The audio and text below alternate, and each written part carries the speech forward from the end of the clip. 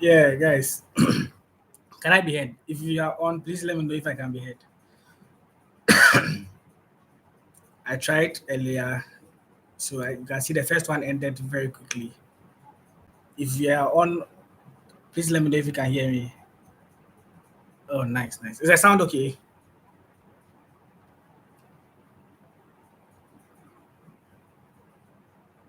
Okay. Damn, this is my first time going live. I've done this thing like 3 times. The first time I was actually working and I don't know, it just ended. So if you realize the first stream ended like in some few seconds, but I believe you guys can, I believe you guys can hear me. I'm using my laptop's webcam, so it is a bit, I don't know, from what I'm seeing, I feel like it's not all that great. But if you guys can hear me and see me, let me get a wave or let me know in the comments.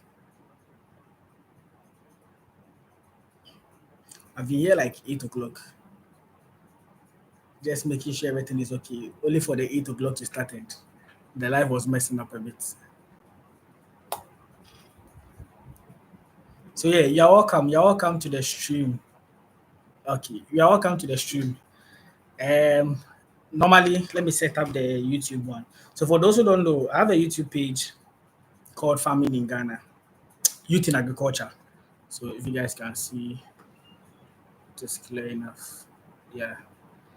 So normally the videos I post on YouTube, the YouTube are the long form ones.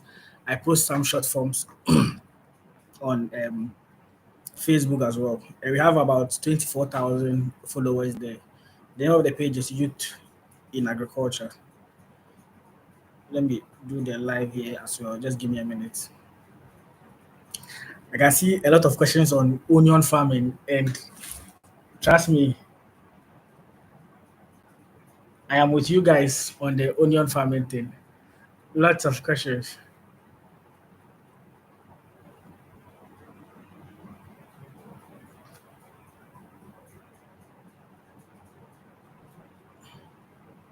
I like the way the Facebook one looks. At least I'm using my phone, so it's more clearer.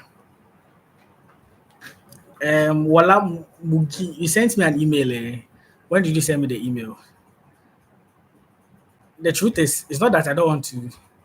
Like after the onion video, yeah, I've had a lot of, I've had a lot of calls, messages, both on WhatsApp, on Facebook, like everywhere. My everywhere is flooded, and I try to answer each and every time. So if I've not replied to you, please give me some time. I will definitely do that. Kindly forgive me for that.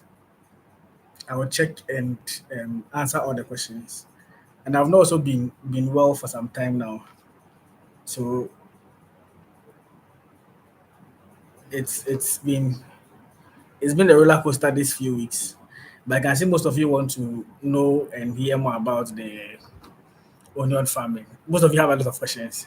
I plan on going there this week for like to answer for let's say a Q&A with him, where all the questions I had in the comment section that I couldn't answer that we missed in the course of the interviews, I would ask him. For those who have requested for his number too, I would reply the comment and share the contact details with you guys. Yeah. So at least you guys can reach out to him. Let me even try and see if I can put it in the chat in here.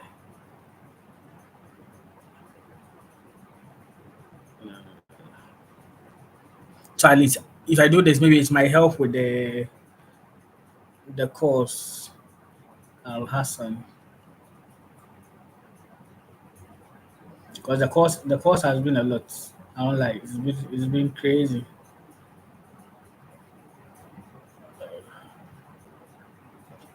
So yeah, if you're watching, let me know where you're watching us from today. If you've joined the live, currently we have 15 people. The onion farmer is located at Ashaiman. Let me put the contact number here. Please, if you're watching me this evening, it's currently 8:20 in Ghana. Let me know which country you're watching me from and possibly the current time over there. Nice. Oops. 025 0256. Nice.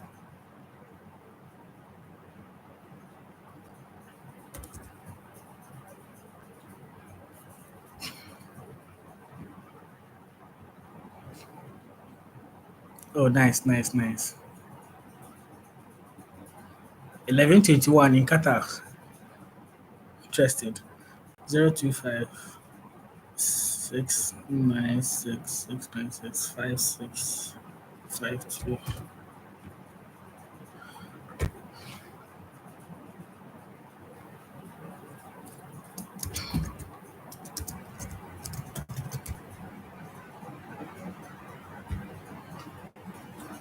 Yeah, I've sent his number, in, so at least those who keep requesting for it, you guys can have access to it. Please, if you join the live to kindly like the live for me. Currently, I have only one like in here. There are 15 people at the moment. So if you are with us here,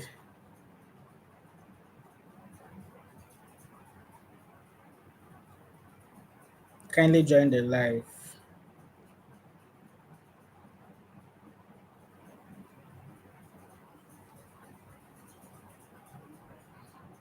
All the questions on onion farming, I would have them answered for you guys. Yeah, all of you have questions on onion farming. Like this onion farming it's been all over. Honestly, on Twitter, I saw some blogs and some other platform post it, and it's been all over. I believe everyone wants to venture into it. As for next year, the number of people that will go into onion farming were a lot. A lot of us will be going into onion farming. So um, yeah. Oh, for onion farming, there, please forgive me if you hear me cough. Apologies. All of us will be getting involved in onion farming next year, since at least that's the cash cow now. Please like the live for me. Kindly like the live for me if you've joined us. Today we have a number of things to discuss. Quite a number of things that I want us to discuss. Um, if you check my my community post, I said earlier that I wanted us to have quite a number of discussions, which is one the way forward for next year, 2025. The next year for 2025, what you guys want to see on the channel, then farms you guys would want me to revisit. So yes, these are like farms that I've already been to, and people want updated videos, something like the PRL farms. Those who didn't watch the video on the poultry farming, Emmanuel, the guy at Adeso. I went to his place. We had an interesting conversation. I think that was last year. Then this year, when I went there, he was like he was doing a deep litter system. He wanted to switch things. I was like, next year he plans on doing the battery cages, since he has seen it and he finds interest in that. So he decided to do battery cages. So this year when he did it, I went there also to see let you guys see the progress that it's been. Some people will feel like, oh, maybe once the farm has people do their farms, maybe the following year they stop farming because it might not be lucrative. So I normally go back to redo interviews with them so at least they can get to see the updates. If you've joined me on Facebook, I'm currently live on YouTube. Today I'm doing a YouTube live or Facebook live. Generally, I would have posted a video today, but today I decided not to post a video because of this. And this year, December, I've had a lot of videos. Like, guys, if I tell you the number of videos I have packed up coming in, if I'm not even supposed to visit any farm, I keep on uploading videos at like my normal rate of one video in a month. I have videos to the end of April. Do you know how crazy that is? Like videos to the end of April. That's this year has been insane. Actually, this end of the year. Normally, in the course of the year, filming videos. So those who don't know, yes, I work. I have a 9 to 5 I do in addition to the YouTube channel, like what we do here. So always I try to find a blend between going to work, shooting the videos. And these videos I do, just to give you guys a brief overview, I shoot the videos on Saturdays, mainly Saturdays. One of when there's how I put it, if there is a maybe the farmer cannot make it on a Saturday and maybe they're doing harvesting, mostly harvesting, they tend to do it on Sunday. So then Sundays I go there to shoot the harvesting videos. So yes, you're welcome on Facebook. Thank you for joining. We're having a discussion today about farming in Ghana. Today there's no new video. The video I'm going to have a discussion about farming. The channel, the way forward, agriculture, whatever you guys want to know, any questions you guys want to ask, that's basically what we are having questions on. Yeah, Betch, I see you. Nice, nice. Finally, the live is working. So yeah, as I was saying, um, I normally do the videos on Saturdays. Then Sundays, when there's a harvesting time, I normally go and shoot on Sundays. There are one-offs that during weekdays, maybe some of the farmers or something unique is happening, and during the weekday, I can take a leave and go and film those videos. So normally, all the videos you've seen on my channel, I have about 499. I think I left it one video to 500 videos on the channel. All of them, I've been filming them on Saturdays. So Saturdays I shoot, and almost 99 of the content on the platform you see was edited by myself. So in the course of the week, I come and I edit. Like every day, I have to close some work, do some small editing. So at least by Sunday, there's a video up to upload. And like every year, it's been good. It's been calm. Shooting videos. One of the main challenges I think I face sometimes is you can get the farmers all right. Convincing the farmers to be on a platform is a main challenge. You will be shocked. Even though sometimes it feels like I go there, I put them on the platform and like they get the exposure. You guys reach out to them, you guys do businesses with them. If I'm to tell you how tough it is convincing most of these farmers just to go there, have them on my channel, you guys will have no idea. It's crazy. It's crazy. We will talk about the onion farming. Yeah, I know you guys have a lot of interest and questions on the onion farming.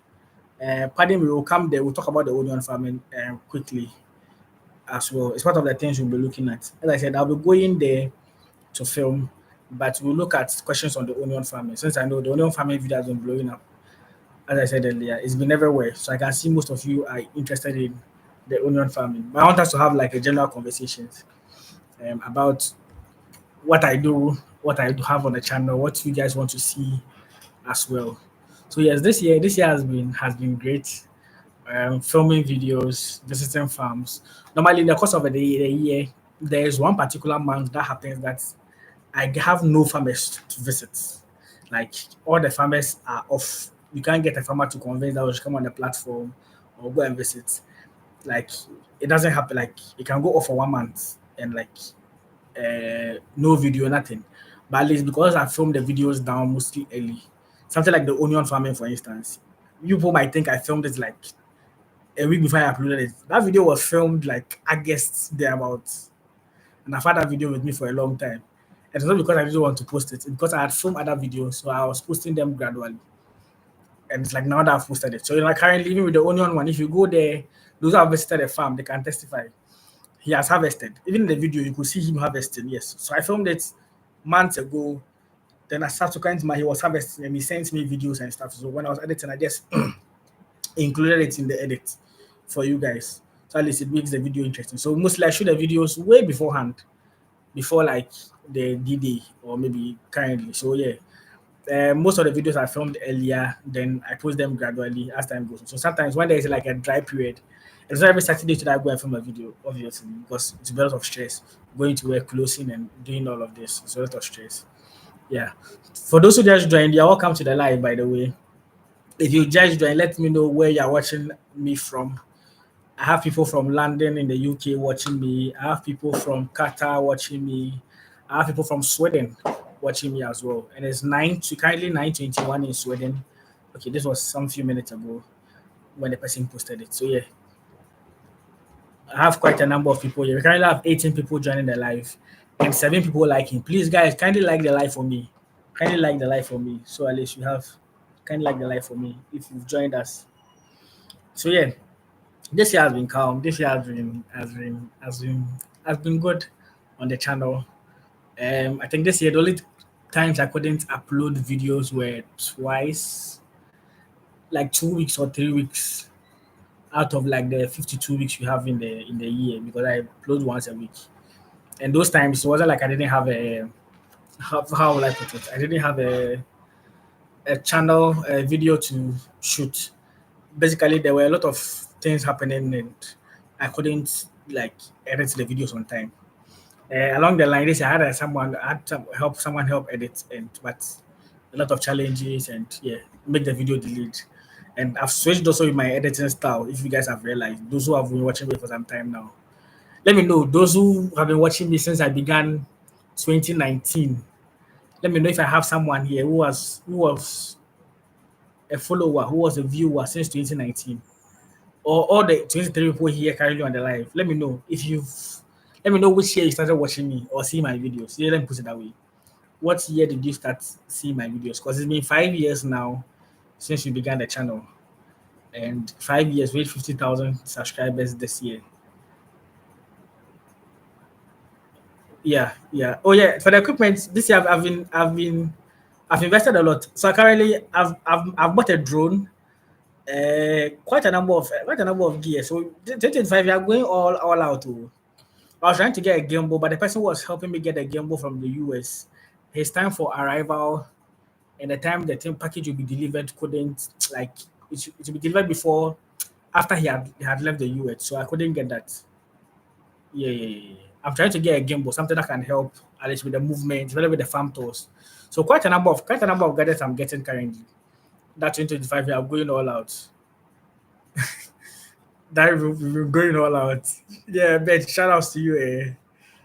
Yeah, so those who don't know, the bet in the comment, a very good friend of mine, uh, helping me on the journey since day one. Sometimes when my editor, my videographer is not available for us to go and shoot a video, and we have there's an emergency, he tags along and we go and film the videos. And I remember when I began for this channel, I was using my phone to film the video. The first time this guy came on board, he was like, "No, if I'm going to use my phone to film the video, he's not going to do it. He does professional things." So this guy started with the camera and stuff. And I also knew once I upgrade from phone to camera, that's it. I can't go back to the phone again because you guys would complain about the quality. And ever since then, by force, he did it. And ever since then, I got a camera and we've been consistent with the camera till this date. So every time I try to like change, add improve upon the editing, so at least it makes the video appealing to you guys to watch. And now you are doing like a documentary style of videos, which take longer period to edit. But yeah, we are still doing it. So yeah, as I said, I'm trying to get a lot of gadgets to help improve upon like the quality of the content. So at least you guys will watch and you would enjoy it. I have a new editor now who we are trying to like spice up the videos as well to make the videos look very good. Yes, for you guys to watch. So yeah, it hasn't been an easy way. So someone Kobe said you can also like brief your farmers on your questions because like the tomato farmers, we needed detailed names of the fertilizers and what goes on when they like. I have forgotten the names. Yeah, yeah, yeah. Another thing too is most of these farmers, one of the challenge is they are not used to being on camera. So Wesley, I understand they're not used to being on camera. You can send them questions. Let me show you something interesting. So PAR farms, yeah, PAR farms. When I visited him, for those who don't know what the poultry guy, I read a comment. Someone was like, "Oh, I like the guy's confidence and stuff." The first time I was going to interview this guy, he had not been on camera before. He told me I should send him questions, and that was like my first time sending someone actual questions to interview. And I had to sit down, type a lot of questions. And mostly with the questions I ask, I always say I don't script the questions because normally when I tend to script it, it becomes difficult. Like I have to follow a script to be asking questions. I don't like it that way. I like it when it comes natural. So it's like a conversation. Personally, the farms I visit and the things information I put out there, I'm personally interested myself. So it's like always another questions to ask that you guys will be interested in. And I understand sometimes scripting it's okay. And I've done this for some time now that I know the questions that you people like for me to ask. So over the past 5 years, I've mastered that kind of questions, like when I'm doing the interview. So it's like now you know the approach to go and how to go about it. But yeah, PR farms. I told her, she said I should list questions. When I went there, like I could feel the tension like on him. And I'm like, calm down. Because most of the interviews I do, I tell them it is not a live session like I'm doing live here. They are pre-recorded. So in the course of the interview, if you want me to pause, you want us to do anything, just let me know. I would peacefully do it so we can retake some of the things. You get it. So yes, normally that's what happens. Yeah. It happens. Sometimes you might ask the person a question, the person might not get the question, and he might be swaying away from the question. And sometimes I get it, okay, the person doesn't have the answer to it at the moment. So normally I just leave it and just go ahead with it. Then in the course of you guys asking questions, we get the answers and we reply the comments. So it's not easy filming these videos like on the go like that. Honestly, it's not easy. It's not easy. If you just join, I kindly like the live for me. We have 19 people on the live, and the likes are 13. Let's match up the likes um and the people here. So yeah, it's not that one. There's no easy. Some of the questions sometimes I get it. Sometimes there are a lot of situations around filming the video, so it might not come out as expected. But I'm trying to. I don't know. I don't do well with the scripted ones. When I went to PR farm, I went there in the scripted form. It didn't go well. Like, as in, I couldn't follow it.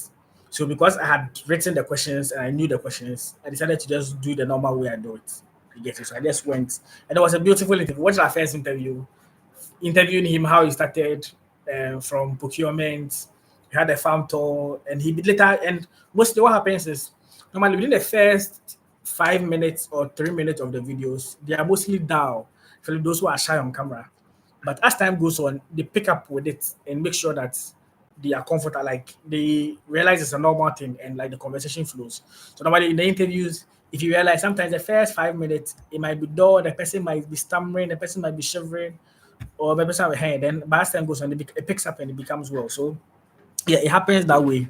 So most of the farmers, most of them are not how do I put it, comfortable being in front of camera. But as a day in day out, they try to, at least as we do it, they try to get comfortable and be able to answer the questions and flow naturally.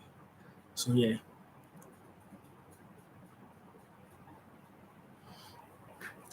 So we will answer that. Cobb, we answer. Look at the machine. Honestly, when it comes to farming in Ghana, if I tell you what people are doing um, farming, and I recently had an interview. Like I have good videos for you guys. If I tell you the number of videos I have in store for you guys will be you'll be amazed. I have video on sheep farming. I know this year I had never done livestock farming precisely on cattle farming before, but this year I were able to do that, and like it blew up. It did quite well. I had a video on sheep farming that would amaze you guys. And for those who know, the farmer's name is what's his name? Sana Farms. Expect that video. Beautiful video, nice conversation that I had with him. So yeah, this year, I tried as much as possible to also try and unlock like that video to us. Yeah. Like I have more videos coming. Kind of have like really good videos coming that you guys should watch out. There's a Zimbabwean woman in Ghana. He's married to a Ghanaian, and they own farms, and they are doing vegetables, but not the normal vegetables. She does this exotic vegetables and the herbs, the mints and those things, bro. If I tell you how profitable that thing is, and like the way she's applying to supermarkets, so her market she doesn't sell to market women. And from my conversation with her, they began farming in Ghana in 2014, like 2014. Just think about it, 2014. So now, and the woman literally can speak Twi. She's a Zimbabwean woman married to a Ghanaian. They live in Ghana. She can speak Twi very well. And even when I went there prior to the elections, we were talking about Ghana and the elections and that stuff. This woman is literally like a Ghanaian now. And the amazing work that they are doing there is insane. That like I can't wait to show you guys. They have like a 40-acre land. They are growing maize and some exotic vegetables and stuff. Crazy stuff. Crazy stuff. So yeah, we look at all of that. I can see people asking questions about general about farming in Ghana. I want us to have an overview of how the year has been generally. How the year has been. If filming videos, making sure we post videos and all. Generally, how it has been farming, shooting the videos and all. So this year, yes, as I said, we're able to unlock something more than before. That was cattle farming. I was able to have cattle farming videos for you guys that most of you fell in love with and mostly enjoyed. Um, I have video on sheep farming that I'm yet to do. There are a couple of videos yet that I'm yet to things I've not done on the channel that I'm trying to get people to do. And this year we did onion farming as well. Even though I'd had a video on onion farming earlier, which was not as compared to this one, but this one like was an insider into onion farming where we could see the crops. The first one I visited, they were yet to plant them, they had nursed them, and they are not germinated yet. But this one, the guy, they were almost about to be harvested, like to be matured, and like most of you have fell in love with that. So each and every year, I try that all the things that we've not looked at on the channel yet, I try to bring it to you guys, and we have videos on them, so it doesn't become always like the usual things that we do on the platform. And this year has been great. I appreciate your support all over the years. Yes, yes, yes. The greenhouse onion family, exactly. Wesley has been following. Charlie Wesley, big ups and thanks for the support. Wesley has been following. So yeah, that was that onion farm and that farm that I visited, and this one. I had an actual onion farm I was supposed to visit, but the guys they are like they work with they are workers of MTN. They came together as a group to begin a farm like onion farm at Ada. So they're a couple of friends. It's been 2 years now chasing them. I wanted a day where we would have all of them together. Then we can all do the videos together as a whole. But unfortunately, it was impossible. It's still impossible. Always there's one person available, the other is not available, and yeah, the back and forth. But surprisingly, or the God being so good, when I visited Osman, the cattle farmer, the second cattle farm video I did, he introduced me to this current onion farmer that we visited, the video that we did, and God being so good, we were able to have a video on that. So, someone Aku, you want to do onion farming, but you don't know how to start. I have a playlist of video on onion farming, on poultry farming. A lot of videos that you can check out on. If you don't mind, you can just check out my channel, go to the playlist. You see videos on poultry farming. You can watch a lot and learn from it. Oh, Wesley, nice. You have a poultry farm. That's nice. Nice, nice, nice. Maybe one day when you come to Ghana, we can have a conversation about your farm as well. So yeah, and this year we unlocked new opportunities, like new things on the farm, on the channel, farms that we've not been or visited before. We're able to do that. It was nice, at least doing cattle farming. If you guys watch my video with Adam Farms GH, I was very excited doing the cattle farm video. And even in the course of the interview, like you could feel it. There were like 1,001 questions in my head. And if I was to keep going, the video would have been 2 hours long. I know we're in the 1 hour, most of you complete the videos are too long, which I understand. But there were a lot of questions. Like when I mean questions, there were a lot of questions that I wanted to ask. Because I had always wanted to do a video on cattle farming. And I mostly knew cattle farming was around the northern part of Ghana. That's where it's mostly done more and not within Accra. So when I got him in Accra, at Awoshi, which was very close to me, I was like, no, let me just take an opportunity of that, and I went there, and it was fun. It was fun. Yeah. So yeah, that has been how the year has been. At least we're able to reach 50,000 subscribers as well, and I thank you guys for all your support and all your love, liking the videos, sharing the videos. It really motivates me to keep going and keep pushing as well. This year, the main challenges as usual, getting the farmer, human capital, working with people to make sure that the videos are out on time because I can't shoot and edit everything myself. Trying to get people on board to help with the editing to beef it up or it has also been a challenge. So mostly you end up seeing me doing my own editing and stuff. But yeah, gradually we'll get there where we would have um, editors on board and we can work hand in hand to make this uh, interesting and fun. Yeah. So yeah, it's also just joined. We are here having a general conversation about the platform, how the year has been, how farming in Ghana has been so far, and I know it's been quite amazing. Hey, farming in Africa. Said I'm into farming and pigs, cassava and pigs here in Ghana. That's nice. Yeah, yeah, yeah, yeah.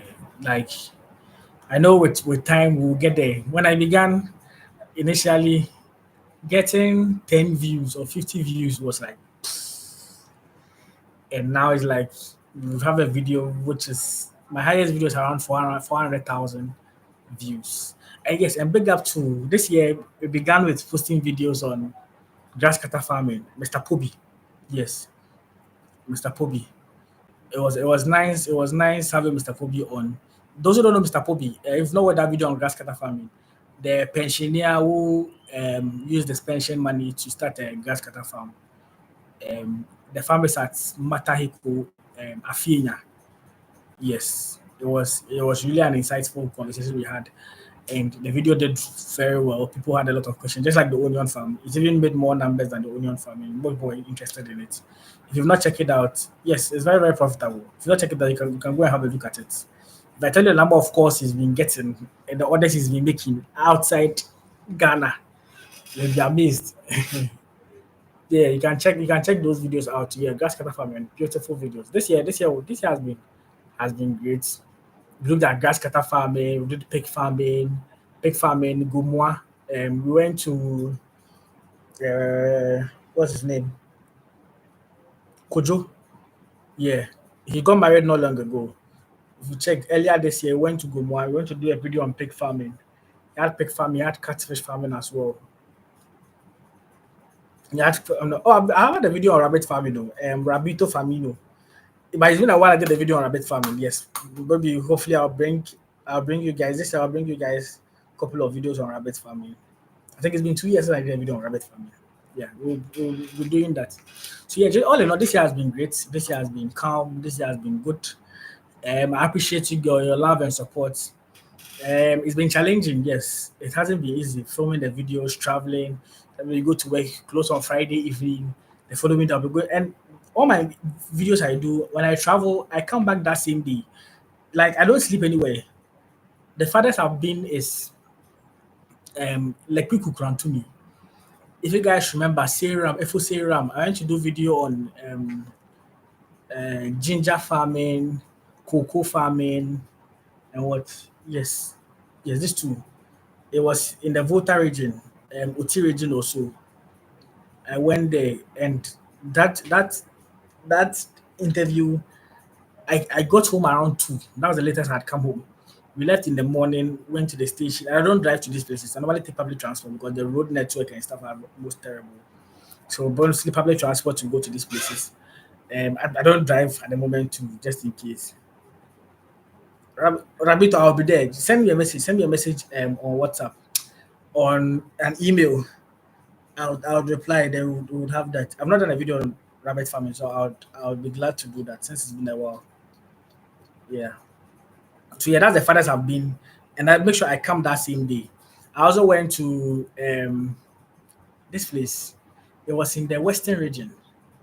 I can't forget the name of this place. Like some deep down western region. And I think last time I even spoke about it. We went there. The way the road was terrible. God, imagine going to film a video. I got to the location at 3 o'clock. Yes, 3 o'clock. And Betch, that day I went with Betch. I think it was on the live that day. We went to shoot a video. We got there at 3. There was on rice farming. Yes, on rice farming. We did the video, everything. I had to quickly shoot the video. So we did a video speaking to the guy and how he started. Spoke about how to start a rice farm, a beautiful conversation we had. We spoke to even the agronomist who used to help the rice farmer to do that video. And after everything, we are almost finished. We finished the video around what time? Around 6. We had to from the farm to the guy's house was another journey. We went there. The mother wanted to show some form of appreciation. She was giving us some of the rice and some other stuff. And normally when I go to places and like that far, I'm in a hurry to come back. Like I'm not in a hurry to come back. But that particular day, when I looked at the journey that was ahead of us, I was really in a hurry to come back. And if I tell you where the guys, the location of the farm was to the house, and from the house to the station where you're going to pick a car and come from Western region to Accra, you guys will have no idea. And the road network was bad. Like imagine taking motorcycle and only motors go there. So the guy had a motor. We picked the motor from his location where they were on the farm to the station, and it was an entire road. So that day when we got to the station, like it was like a 2 hour, if I'm not exaggerating, or motor to the station, and my whole body was brown. Like my hair was brown, my eyebrows were brown, eyelashes were brown. Everything on me like that was black was brown that day. It was that day was very, very interesting. And normally when I go with that guy, and I go when I go with Betch, he's not my normal videographer. He's a good friend of mine. That as and when my videographer is not available, I go with him. And normally when we go to far places, he's like, let's come back, let's come back, let's come back. But that day, for some reason, he was chilled. I wanted to just come back home because I had had it. I was really in a hurry. We go to the station, and the sad part is, we got to the station. You know, listen, after taking the motor with the stress and all of that, we got to the station. We were trying to look for where the Accra station was to pick a car to Accra. And can you imagine the seats that were left were two? Immediately we got there, one guy came and sat in the car as we were paying our tickets. So now the seats left was one. And the guy who came to pay his ticket was not also willing to get down from the car for us to join the car and go. So he's like, we are two, we can join the car will be full, we'll just leave instantly and return to Accra. And this was like around 8:39 there at the station. And this guy said, no, he will not get down. He also wants to come to Accra early. So he sat in the car. And now the two of us, we couldn't enter. So now we spoke and spoke. The guy wasn't having it. We just forgot about it. Went to buy water, wash our hair, wash my face off the dirt, like try to clean ourselves. With it. So I went to sit in a new car. And that new car was about to load. As at 9 p.m. Load to Accra. I tell the guys I struggled that day. Yeah. I wish if Bet is still on the live, you could share his experience. That day was something else. It was leave. My laptop's about to go. Let me just try this.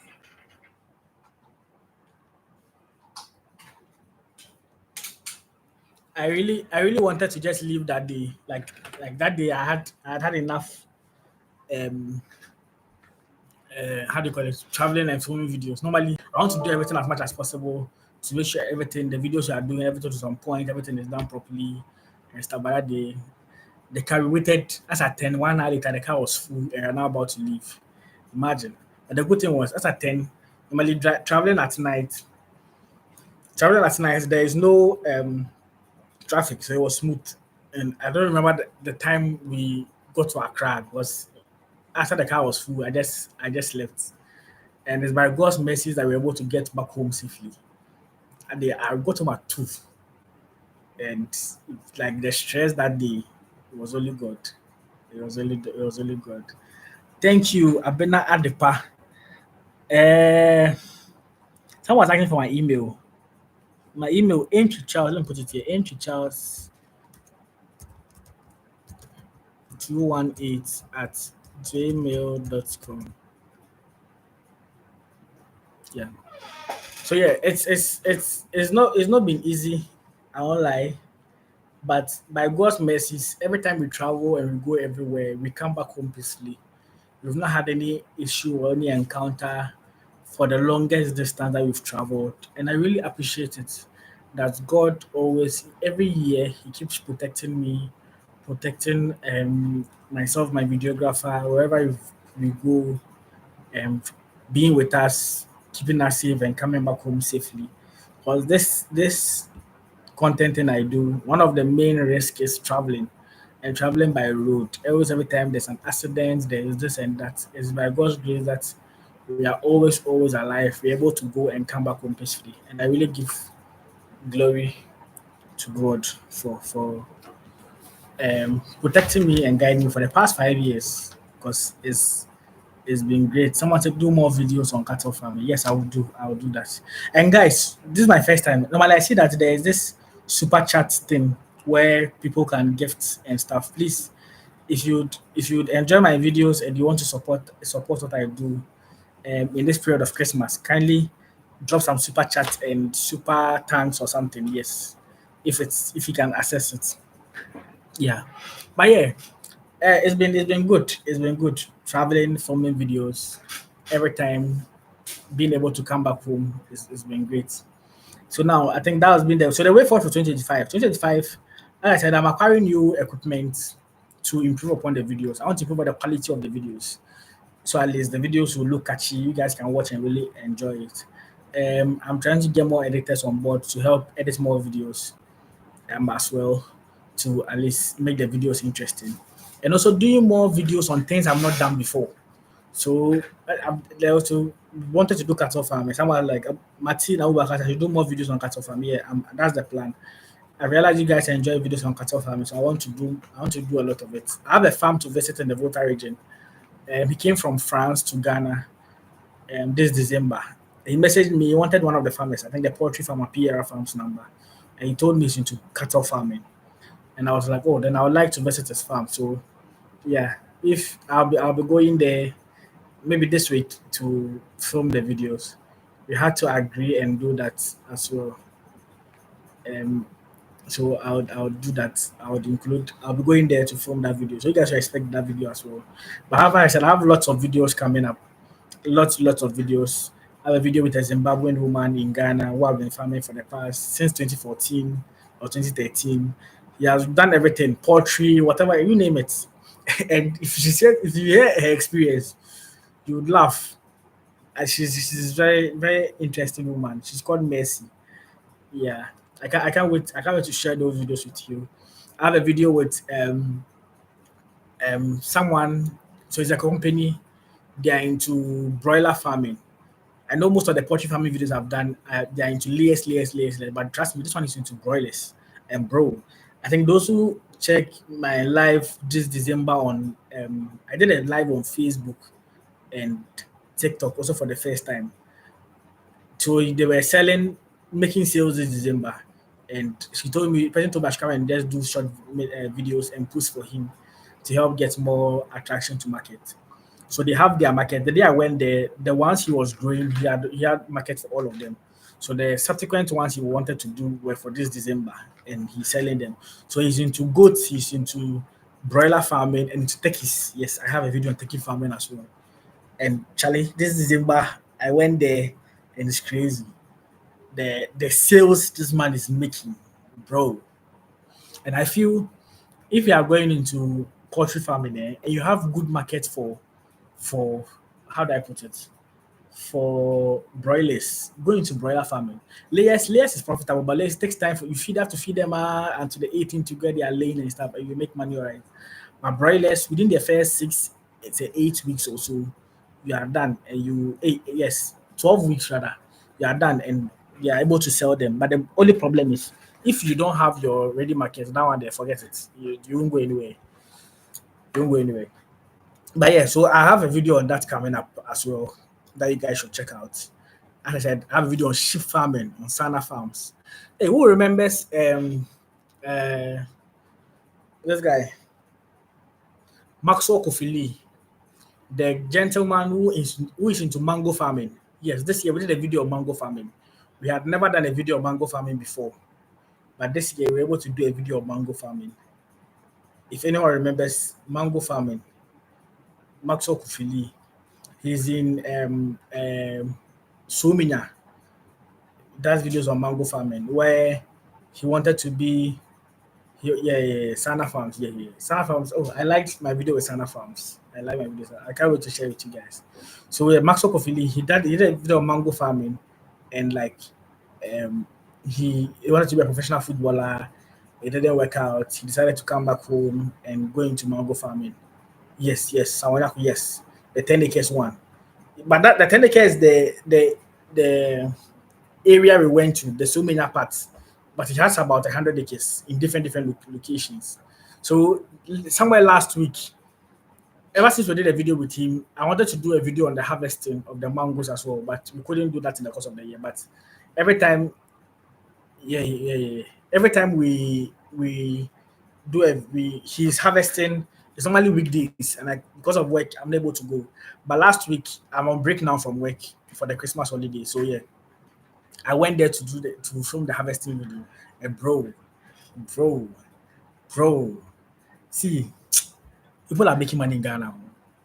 People are really making money in Ghana. And the way, if you guys are not looking at mango farming, you guys should look around that angle. Mango farming is something that I would entreat you guys to be looking at. Even though I'll be giving you guys my top picks when it comes to crops or vegetables and stuff to grow in Ghana. But yeah, mango farming is definitely something you guys to should look out for. I would That be some of the things you'll be looking at in the course of the video. Crops or types of farming I recommend for you guys to venture in the coming year. If you are starting out as a farmer, you don't know what to do, what types of farming to engage in, something I would recommend for you to at least be looking at. I went there, he was doing the harvesting and it was insane. Like the tractor, so the people who are buying the mangoes are from Burkina Faso. So that's where the cars are coming from. To come and buy mangoes here in Ghana. Can you imagine? Hmm. And if I tell you the money the guy is making that day, I'll have video to be posting it. Most of these videos, I have a lot of videos to post, and as time goes on, gradually, more videos on irrigation farmers. We're doing that. We're doing that as time goes on. So yes, mango farming, you guys should check out that one out. So this year we did a video on mango farming. I've never done a video on mango farming before. That was my very first time doing a video on mango farming, and we're able to do that. We're able to look at mango farming as well.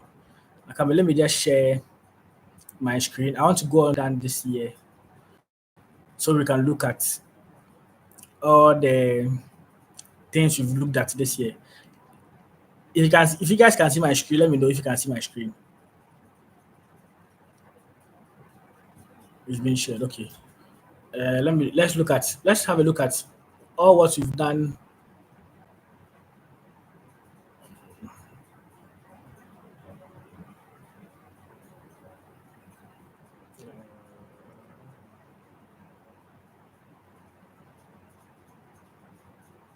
I don't want to come here. I'm trying just for us to have a look at like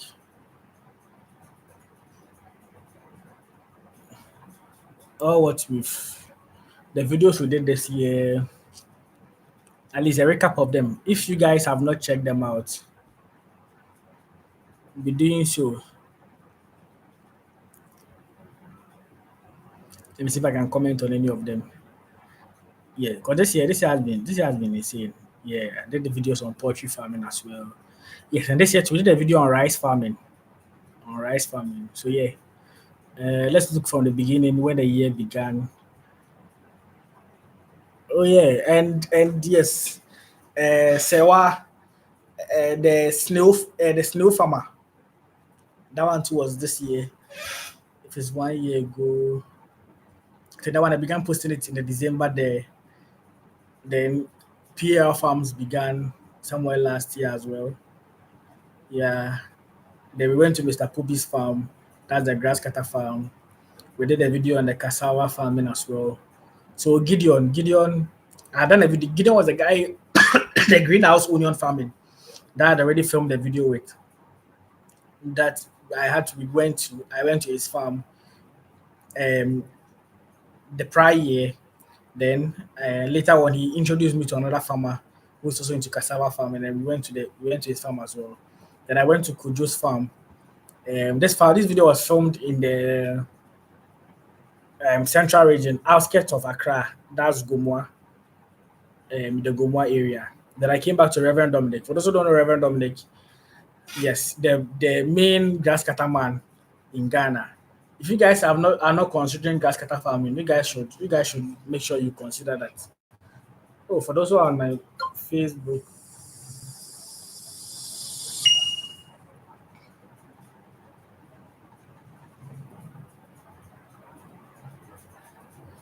yeah. So that as well. Then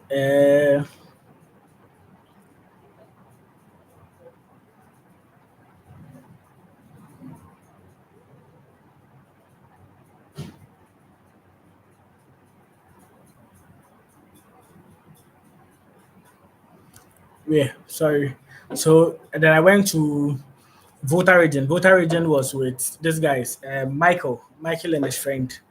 So they were also into tomato farming, green pepper. Yes, that's what I did. Well, that's why I discovered green pepper is another lucrative form of farming that if you guys have never are not looking at it, it's one of my top picks for this year. If you are looking at going into farming, green pepper farming is one of the things I recommend for you guys to check it out.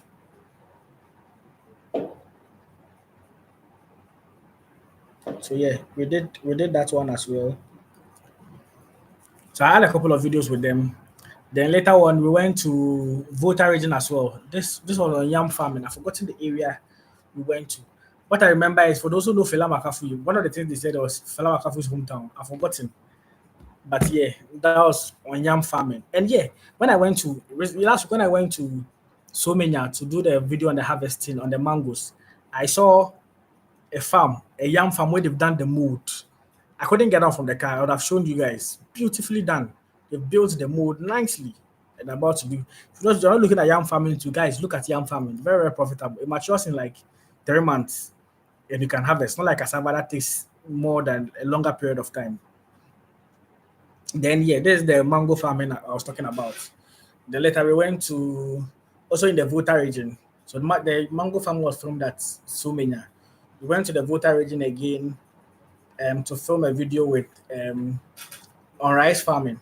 Yes, they needed support. That one there was a plea. They needed people, investors to come on board to help them invest. So if you're watching this video and you're watching me and have not you didn't watch this video, kindly check it out. If you want to invest in rice farming, you want to go into rice farming, they have the lands, they have everything.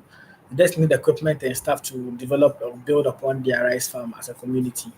So the Association of Rice Farmers in that particular locality that reached out to me. I've forgotten the name. I've forgotten the name. But you guys can reach out to the man, their secretary. If you're interested in rice farming, something you want to like venture into, you can check it out.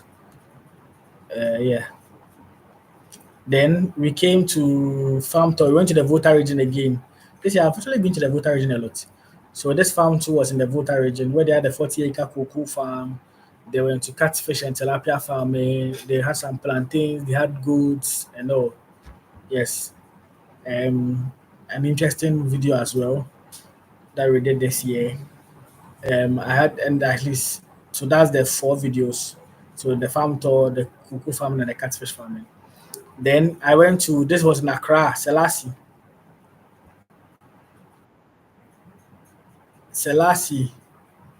from there is a base in Accra, somewhere around Dobu Kabenya area.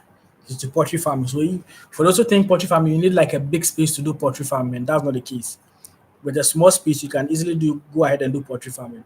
So yes, he is doing it on a small scale. He has like only 300 or 400 beds, 350 beds, yes, and he's making good money from poultry farming, precisely layers. Then we're invited to Eastern region to film a video on pig farming. Yes, as well. Very beautiful farm, and the security on the farm was crazy. When I got to the farm, so the owner is in the UK and the brother is in Ghana managing the farm. And the security system said that the man in the UK can easily monitor what is going on in the farm. Beautiful setup. So those are the diaspora want to set up farms can also consider that. They went to do video on catfish farming. We looked at the hatchery and everything. Then Dobo Farms, yes, Pascal, very intelligent guy as well. This Dobo Farm was filmed in the central region. So we've actually traveled. Though. Then we went back to Reverend Mr. Poby. People had questions to ask. I had to go back to do a visit his farm again to do an interview with him as well. Then when I went to Mr. Poby's farm, he introduced me to Mrs. Sakutu, the vegetable farmer, the energetic vegetable farmer. Yeah, she introduced me to her, who is also into okra farming mainly, but she's into peppers as well and maize. Mr. Poby sells goes to pick the corn sticks for the grass cutter from her farm. And in return, she gives her manure to help fertilize her crop. So in farming, nothing is wasted. So we did that with Mr. Kutu as well. Then we began cattle farming with what was his name? Adam Farms GH. Yeah, cattle farming on that.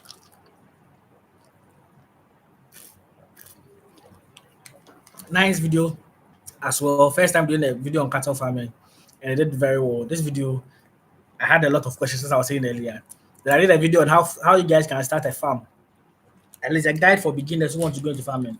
Mostly the questions I had received from you guys are, I want to start a farm, I don't know what to do, how do I go about it, a lot.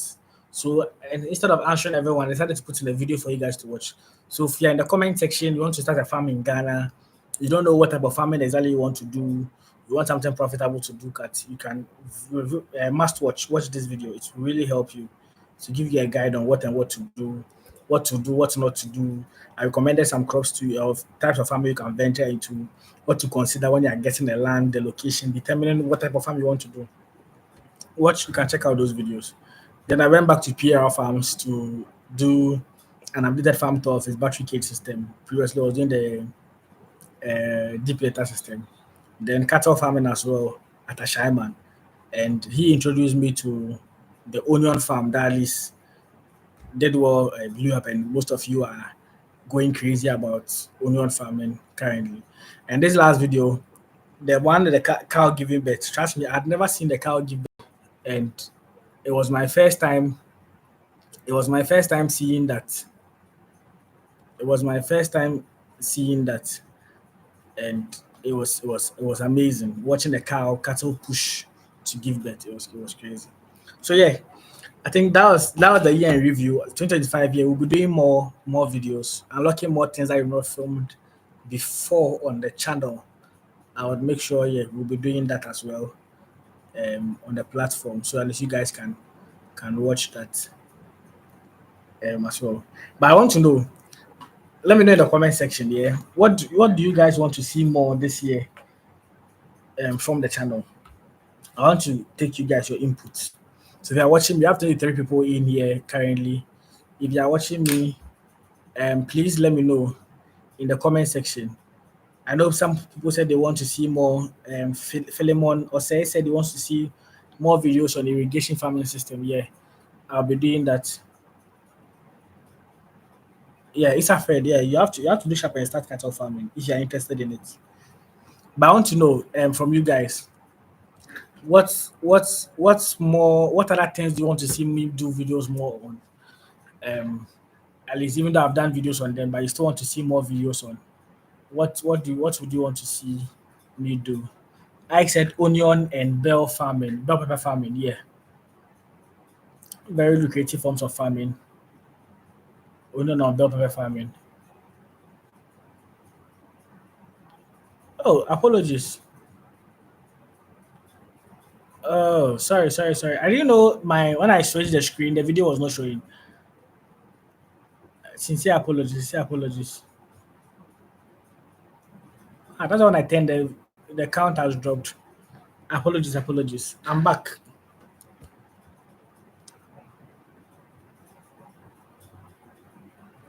Abena Adepa, thank you very much for watching all my videos. I really appreciate it.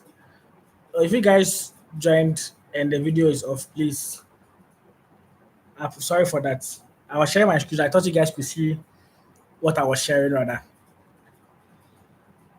Okay. Someone said beans farming. You want to see more videos on beans farming? Okay, I'll do that. I think the beans farm I visited was in the Volta region. The brothers who were into vegetable farming. Godwin and his friend. Yes, that was a video I did on beans farming. But I'll look at that. I'm taking note of all of them. So beans farming. Okay. You want to see more video on grass cutter farming? Grass cutter, I feel like okay. I'll try and get other farmers so I can get other farmers' perspective.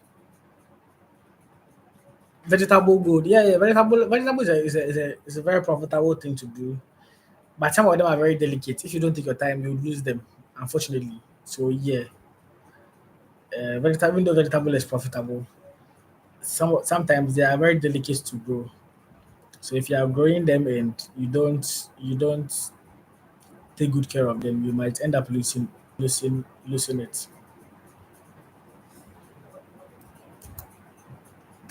might end up losing it.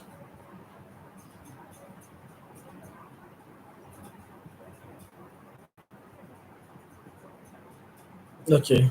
Which one? The beans farming. That they filmed a lot of videos, so I could understand. Some of them we had to skip like quickly, not talk about everything. But for that they filmed like a number of videos from his at his end. So we did videos on pepper farming, we looked at okra farming, we looked at tomato farming, we looked at beans, what again? Garden eggs. Yes, we had a couple of videos on that as well.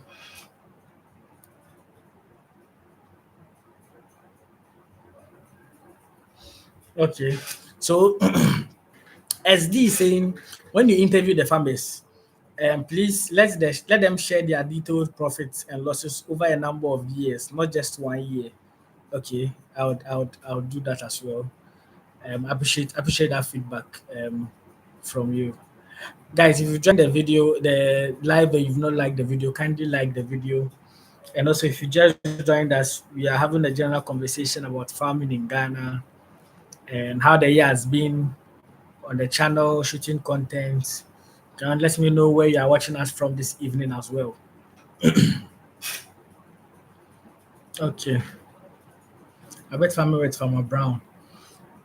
Farmer Brown, I don't know whether he's still into rabbit farming. I'll check him out. I'll check Farmer Brown out. I know he's one of the biggest rabbit farmers in Ghana. But actually, I've not, since it's been a while I filmed the video on rabbit farming, I've not focused on rabbit farming for some time. But I'll try and be doing that this year. Try and look more into rabbit farming as well. So Farmer Brown. Okay.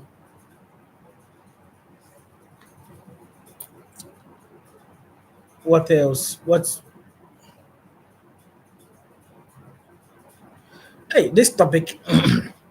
So Ike Newton said I should do videos on where to get farmlands in Ghana. See, guys, the truth is I try to stay away from anything that has to do with farmlands. I won't lie to you guys. I try as much as possible. You know how land issues are in Ghana. You would recommend land to someone, and in the end, they'll come and bring you issues. Then this land belongs to this litigation issues, and it will be your reputation putting it out there for people to go and get land from. And today, this, tomorrow, that, and we'll be dragging issues to be going to court. So one of the things I really wish I could help you guys on, but unfortunately I can't do that is farmlands. Even with farming, putting the farmers on with their contact details, it brings me issues at some point in time. Yes, if you guys don't know, I really had an issue at the point where one of the farmers I had put on was scamming people for money, and it became a whole issue, going to court and all. So, in as much as I want peace of mind, because working and doing this YouTube stuff, combining the two is not easy. I don't want to have an issue on my head again, doing court issues up and down. I really don't want to get involved in that. So I'm sorry, and anyone who shares the same sentiments when it comes to farmland issues. I really wish I could help you guys because more people want to venture into farming, but they don't have lands or farmlands to do that. So I really wish I could have been of good help to you guys in getting farmlands, but unfortunately I can't. Farmlands, there, I beg you guys. I beg you guys. Maybe someday, if I get a trusted farm, like I don't know, even these real estate people and stuff, I still even trust them. But if I get a reliable source where I know they are legit people, I promise you guys, I will do that. I promise you guys, I will definitely do that for you guys. But at the moment, I'll recommend farmlands for you guys. But at the moment, farm issues, I really don't want to get involved. Farmland, I don't really want to get involved in it because of the complexity. So you guys should pardon me on that. I know I'm encouraging you guys to get involved in farming, and you guys want farmlands, and I'm not able to get it for you. I know it's some way actually, but I'm pleading with you guys. I'm begging you guys. When it comes to farmland issues, here, I beg of you. I beg of you guys. Let's leave farm land issues to like you guys, so you guys to go and sort it out. When you sort it out and you need my help with any of the farmers' contact in setting up farms, and that one I can assist you with it. So please, let's do that. Yeah, let's try and stop the leave the farmland issues out of this.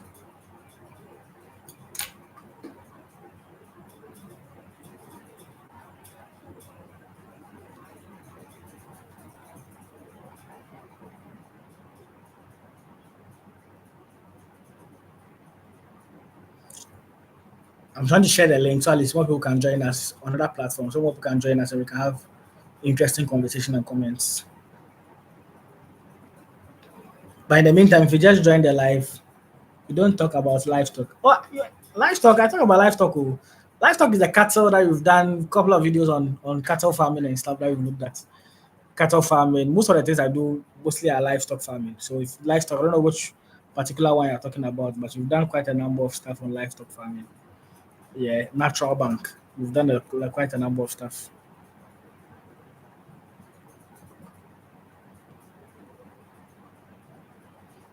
Guys, I have a question for you all. I want to know, we've had a change in government, yeah, where currently the um, NDC is on power. For the Ghanaians in the comment section, will know what I'm talking about. I want to know, when the NPP came, they're looking at planting for food and jobs, and in the actual sense, it didn't really go well. If I'll be honest, because that thing that they were talking about, I didn't see the arm and leg of it. Mostly when these governments are coming into power or they want power, and they are going to do this in the agricultural sector, going to do this. We want to see them do actual stuff in the agricultural sector. But the problem is that when they come, I don't know, when they come to power, they tend not to do it. Mahama is saying he's going to do quite a number of things in the agri space. I want to know your thoughts. If you believe farming is going to do more when it comes to agriculture in Ghana, how it's going to go, and maybe who do you think the agricultural minister would be? Because it is our sector, and we have to also be interested in it. Who do you think will be best suited for um, the ministry to be the minister for agriculture? And let me know your thoughts on what do you think can be done, or whether this government will deliver on their promises when it comes to the agri space. This is not political. This is just being concerned about our space and how farming can be improved in Ghana. Let's have a conversation about it. I really want to know what you guys your thoughts are and what you think about that.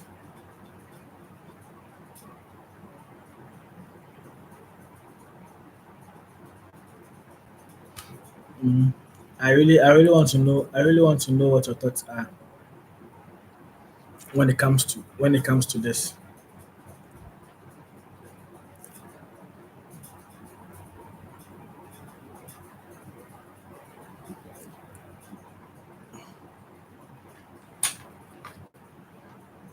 I've been involved with a couple of land litigations.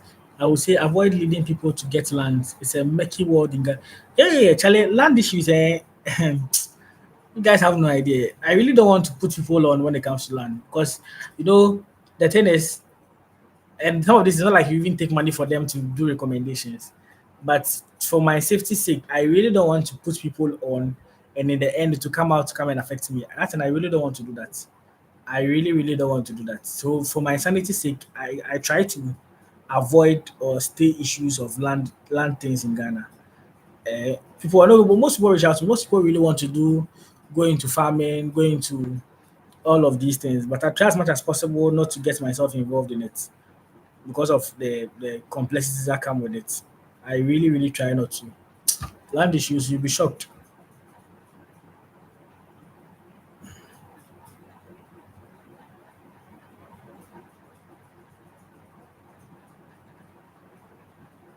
Someone said agri. Okay, this is the comment I want. So the government isn't really seeing farming as a good sector to boost the economic growth. We have to make them know. Yeah, that one there. It's not like so they know the the agri is the backbone of the economy when they are in the position. When they come into power, it's like, oh, forget that sector. And it really, really bothers me a lot because One of the campaign promises you see them doing is, oh, when you come, you're coming to do this, you're coming to do that in the Greek space, and beautiful policies. And when they come into power, it's like they don't, they forget like what the whole thing is, what they promise the people on, especially when it comes to that Greek space. It really bothers me. It really, really does. Someone says John Dumelo, a Greek minister. Personally, I don't know. I don't know. This is first time being an MP, and I know he's personally into the space. Hopefully, he gets involved. Maybe he gets the position. I really want to, because he's a farmer himself. I've seen him do a couple of farms and promoting farming, and that's really inspired more of the youth also to get involved in farming. Wesley said John is a joke. I personally know him, and his farming he started was propaganda. My friend. Oh, really? Interesting. Well, at this moment we can't judge. The truth is we can't judge at this point in time. We can't judge. But what me I can say is that uh, just sometimes, especially for those who have already been in power before and like they are coming again, I really I really don't I really don't I don't know. If you've been in power before and you're coming again, I don't know. What we've seen you in power and how you behaved, I really don't gravitate towards you. But the new ones who are coming on board, at least you have to give them a fair chance. Let's see what they can do. If them to tries out and it doesn't work out, eventually we look somewhere else. But let's see if John Dumelo gets the chance to become the vice, the agric minister. Who knows? Let's see what he also can do. Because normally those politicians, when they're in position, that's when they know the problems of the country. When they come to power, it's like they get blinded by it. They don't know what to do or what to get themselves in or how to even manage stuff. So let's see. But Wesley, you said if you don't Dumelo personally there, I don't know. Let's see how it will go. But personally, if he gets a great minister, I'm very interested to see what he's willing to do in that sector, to see what he's willing to do. Thank you, Gia. I really appreciate it. As for the importation in Ghana, I want to ask you guys, what do you think? What do you think should be done currently? So I know Nigeria, they've banned the importation of rice and they consume their own rice in the country. Even though one way or the other you find people smuggle rice, but it's like generally it's banned. Once it's banned, it reduces the load of people bringing things into the country. So mostly they grow rice a lot and the locals consume local rice. That's Nigeria. Now, this has helped boost their like farming in terms of rice and stuff. And even to a point where even we as Ghanaians sometimes we say, oh, Nigerians are their Nigerian jollof is not nice. It is that one of the contributing factors is has to do with their rice that they use in growing those things, and it's one of the contributing factors to like what they do. But the question is, I want to know from you guys. I want I don't know. For me, I feel like we should ban a lot of things, empower farmers to grow them. We can't ban them outrightly. We should start empowering people to go into those type of things. And we should ban the importation of like things like rice. Because Ghana, the only thing that I don't know, even toothpick we import. We import virtually everything. Our export is very low as compared to our imports. And all these things affect the exchange rates that devalues our value of our CD and stuff. Because we tend up spending more money to go and buy stuff, and all this affects our currency and affects the economy at large.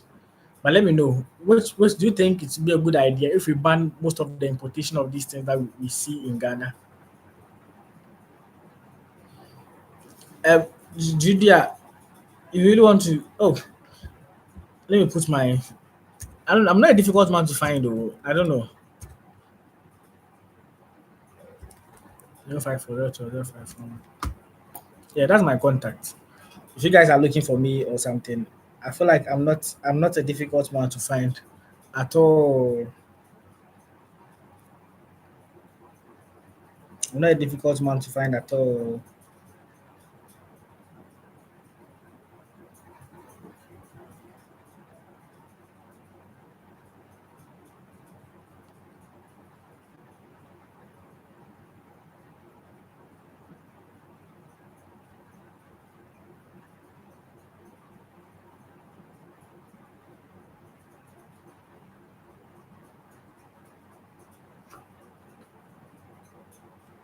So yeah, you can reach out to me. Let's talk.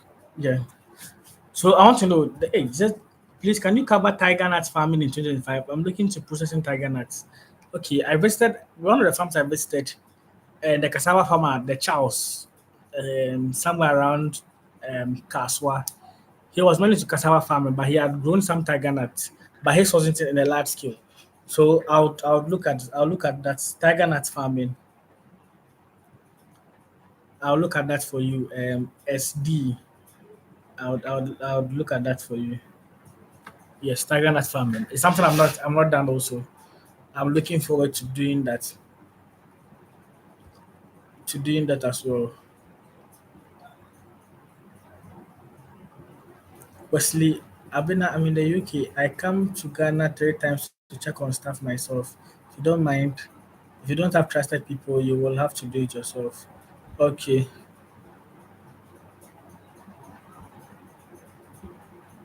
I think if you looked at the question from about farmlands, I'm just trying to make sure I've not missed any question from you guys.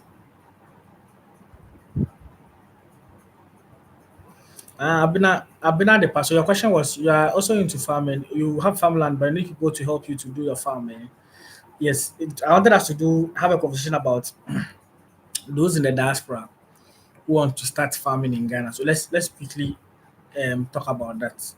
So at least we help Abena the part which is concerned. So mostly, if you realize when it comes to farming in Ghana, it's one of the easy ways of looking at it is that the people in Ghana who are interested in farming don't have resources to do the farm. In Ghana, mostly because agric can be capital intensive, depending on what you are doing. Most people don't have the resources or the capital to do it. And those who are outside of Ghana have the funds to invest in agriculture. But the problem is those who are outside can't find trusted people in Ghana to help them with the farm. You get it? And even the trustworthy ones in Ghana also can't find people who can also help them build upon or like so they can collaborate and do the farms. And this is one of the very, very big challenge. And I feel like when it comes to labor in Ghana, it's one of the craziest things. Like having a workforce, trusted people who can help you do your farm in Ghana.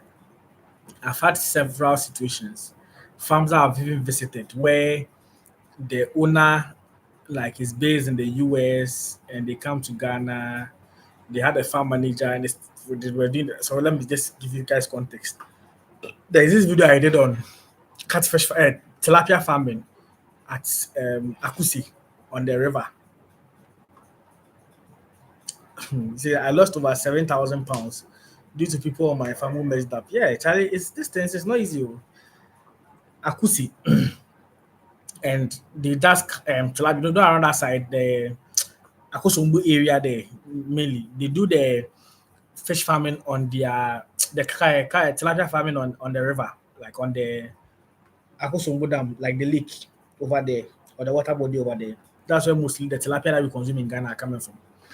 And even this year, they had a situation where there was flood. They opened the dam and they spoiled most people's farms. And yeah, condolences to them. If you're one of them, my condolences go to you. I believe and I hope by now if you're able to recover. And this guy, he had a farm manager who takes good care of the farm manager. He has a structure around the farm where the guy sleeps there, takes care of the farm. Would you believe the farm manager in the evening he goes into the water, harvests some of the fishes and like sells them. And every time they do harvest, the man complains that the numbers are keeps reducing. And he brought a camera on the farm, and he started also probing, and he was told that the farm manager is the one who normally at night he goes in there to harvest. I know that the way that those things are done, they are built in cages, so they are in cages actually. They are built in cages. They are built in cages, so the stuff that they are being grown are like in the water. This guy like so that the animals are put in the water in cages, so they can't leave it. So if you want to harvest it, unless you go in the water and manually harvest or tear some part of the pond and harvest, and when you do that, all the fishes can swim out of it and just run away. He goes in there, harvests some, and sells it to other people. And every time the man will come and be harvesting, he realized the numbers kept reducing. And the next time I went there once to do a harvesting video for them. The subsequent harvest, he invited me. I went there. I didn't see the family, and I asked him, and he was told me this was the situation he was facing. And these things, they are a lot. If you have such similar experience, you can share it in the comment section. You can see Wesley sharing that he lost £7,000 due to people on the farm who messed up. So I rather spend £3,000 on tickets 3 times a year than lose it all. Yes, invested in cameras and motion detectors. Yeah, like that's the best way to go. If you are in a diaspora, you want to own farm in Ghana. Yeah, the best approach I would advise you to do is simply just either you be coming here regularly to monitor things. Don't give money to people and say, oh, this one I know he's a trusted person. I can fall on him. And because one the thing is you can have a trusted person, all right, who can help you with the farming that you are doing and assist you with the what you want to venture into. But the problem is people want to be monitored. You can't just entrust your finances in the hands of someone you've not even met. Just that you've seen a video online, you find it interesting, you really want to go into it. So you just send money. It's not done that way. Farming, you have to be involved. You can't be an absentee farmer. Absentee farmer is you just bring money that they just do it for you and you just leave. And you'll not be monitoring stuff yourself, you'll not be doing stuff yourself. You have to be on the grounds to make it work. And even if you're not on the ground, what I say is you might watch my video, you might be inspired to start your own farm in Ghana, do whatever you want to do. But one of the advice I would give you is that try as much as possible. Have a relative in Ghana, someone that you can trust. And sometimes even the relative, trusting the relative is another thing. But at least that one is family. Someone that you can trust who can be visiting the farm regularly for you. And don't just get anyone because it's a relative. Because some people are there, they don't see any value in farming. They don't have interest in farming. Two that never share in Accra, he won't even come and look at it. You get it? You won't even come and look at it. So always make sure that have the right people who can help you do the farm. Then if you want to partner with them, do that. The best part that personally, oh Benjamin, you're not late at all.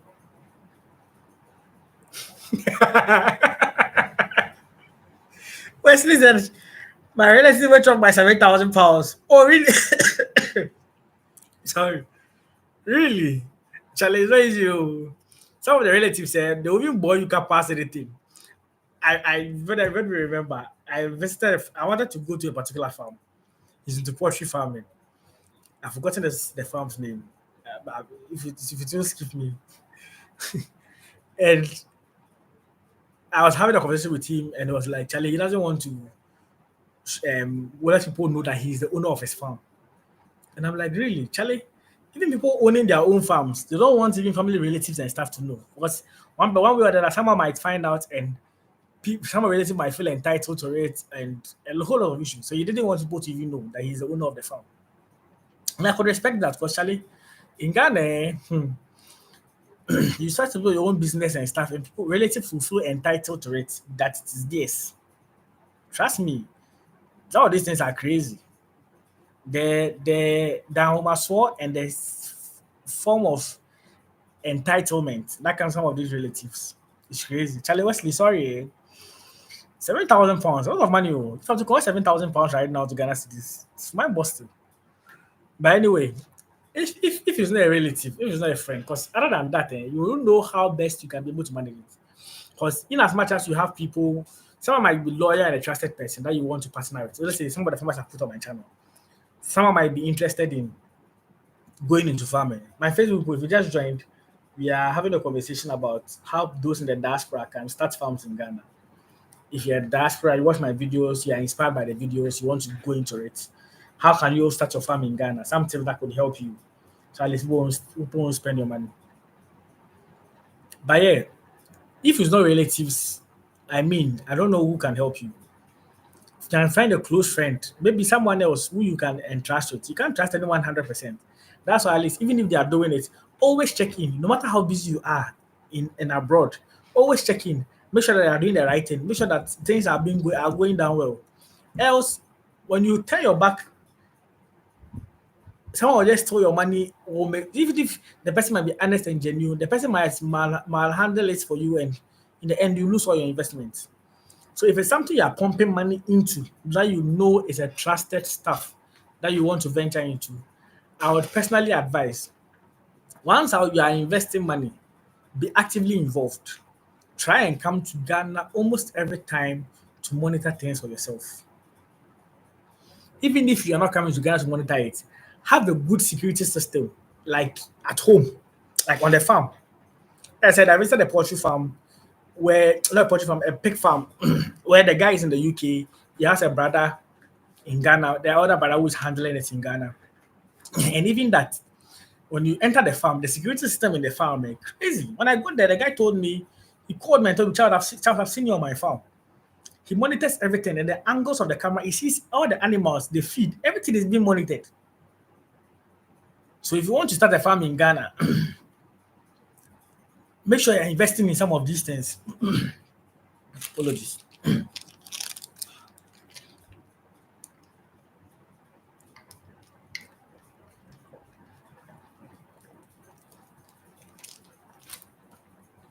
Make sure you're investing in some of these things. Or else, trust me, you pump money and in the end you won't see the need of it or the benefit of it. And for those in the diaspora also believe sometimes you can do a video and say, oh, maybe you make this amount of money and stuff. And you farming is not something that you enter in today and make money like the next day.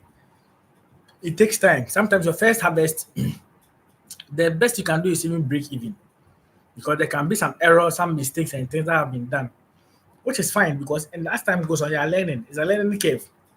The subsequent harvest, you can make money from it.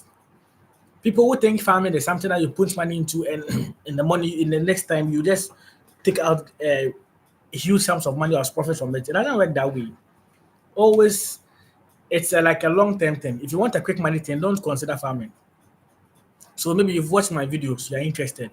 You want to some of the farmers might be looking out for partnership. Some of them no, they're okay, they don't want any partnership. You want to start something similar. The best approach I would do is have your farm, let them come and if it's coming to grow some of the things on the farm for you with their workers and stuff, let them come and do it for you. But have your farm, have someone managing your farm. That's the best way to collaborate with most of the farmers I have on my platform. It's only a few people who want to really how do I put it, come together and say we want partnership people to invest and do that. This is a few. They're even countable people. Most of them, they if you have a farm that you are doing, have your own farmland, have your workers, employ them. If you want to like this onion farming for onion farmer, for instance, he's very interested in um, helping you guys start your own farms in Ghana. The best way to work with Alasan is have your farm, have your farmland. In the area I went to at Ashaman, there are a lot of onion farmers, and he's friends with all of them. They work together.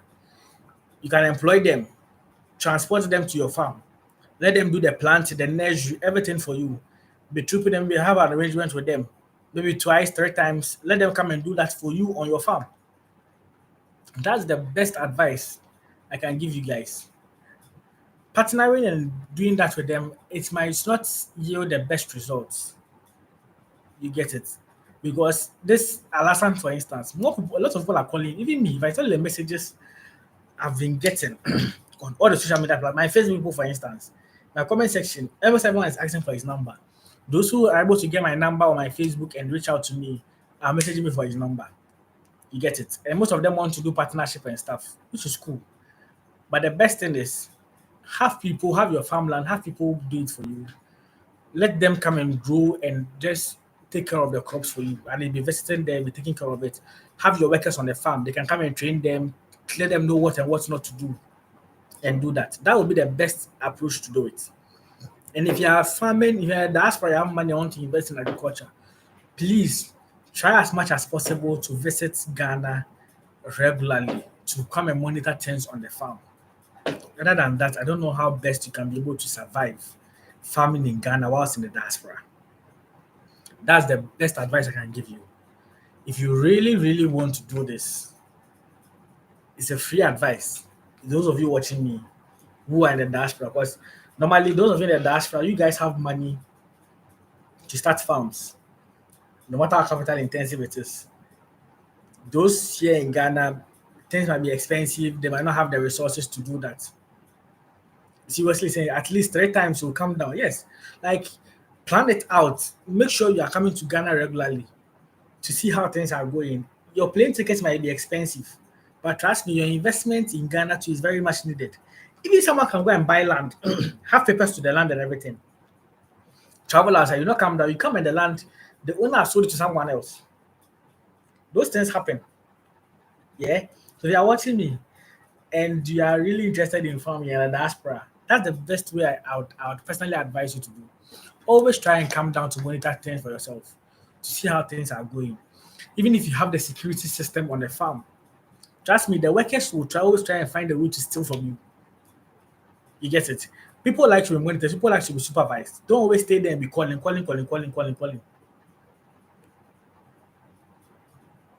You see, some Wesley is even saying that I don't make them know I'm abroad because they start messing up. Yeah, some of these, like I don't know, there's this. I don't think it's only in Ghana alone. Like there are people who you are trying to work with, and once they find out you have money or you are in a diaspora and stuff, automatically they want to rip you off. So it's difficult working with such people.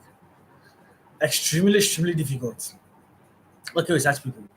So me, what I would advise, the best approach for you is try as much as possible to be coming down regularly. It might not be easy. Maybe I don't know. Plan it out how you want to do it. You get it. Come and monitor things yourself. But if you are doing the farm, have a good security system on the farm where you get to monitor what is going on. Sorry, monitor what is going on. You can see it from wherever you are. Have a good security system on the farm. Have either a family member, a trusted one. Family members come with issues. Those people are very troublesome. The sense of entitlement of some of them, trust me. So always try as much as possible to look at this both sides. Don't just be abroad and send money. So do this for me, do that for me, and they're looking for your return. They're looking for your returns. It doesn't work that way. And one of the things to those of you who do the partnerships, that's what I'm saying. Farm is not something that you enter into now and you want to make money tomorrow. Sometimes issues happen. I had an issue where there is this catfish farmer I visited at around Akosomo, I think last 2 years or last year, where right under the Adome Bridge, there's a particular land there where he's into catfish farming. Very smart guy. And he people reached out to him that they wanted to do catfish farm as well. So the same place he's doing this, they bought tarpaulin ponds also around the same place. So at least he monitors and takes care of it for them. And yes, we said catfish farming, they mature in 6 months, and 6 months you should be harvesting and stuff. I know you're in the diaspora. I know, yes, it's your money and your investment. Sometimes you guys should have patience a bit. Sometimes I feel like you guys are like you are too hard. Like I don't know how to put it. I know, yeah, it's your money, so you are trying to make sure that you're not being raped. The cat 6 months, and then just 6 months, the guy had to look for farmers. And this guy, exactly 6 months, they were expecting that the guy should sell the catfish send them their profits. You get it? And the calls, you can imagine. To the point that they started calling me that they've been calling the guy and the guy is not even picking their call. Now, they said 6 months, the 6 months is up. He's not selling the fishes and stuff. And I'm like, okay, let me speak to the guy and let's see what the issue is. I called the gentleman, I just want to say, Charlie, the pressure people are giving me is too much.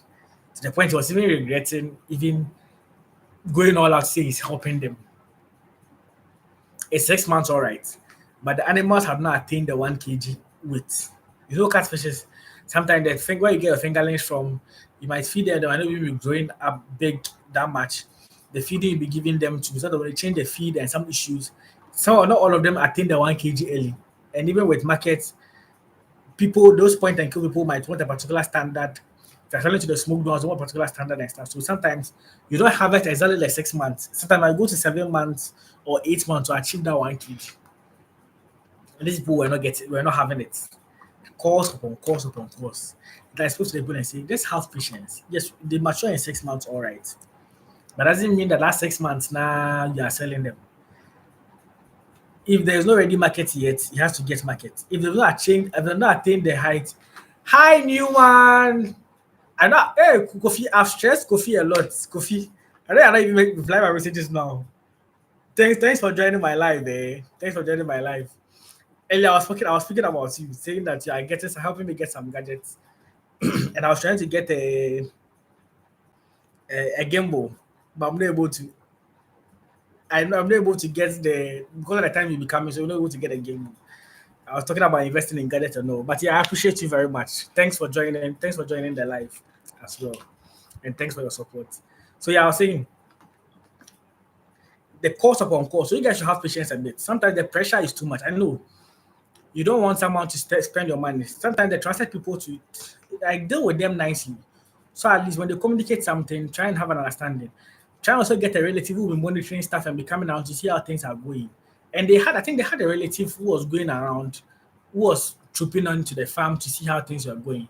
But it was not going as he expected it to be, as they expected it to be. And there were issues. Farming is not something you enter today and you expect your money tomorrow. Issues happen, things happen.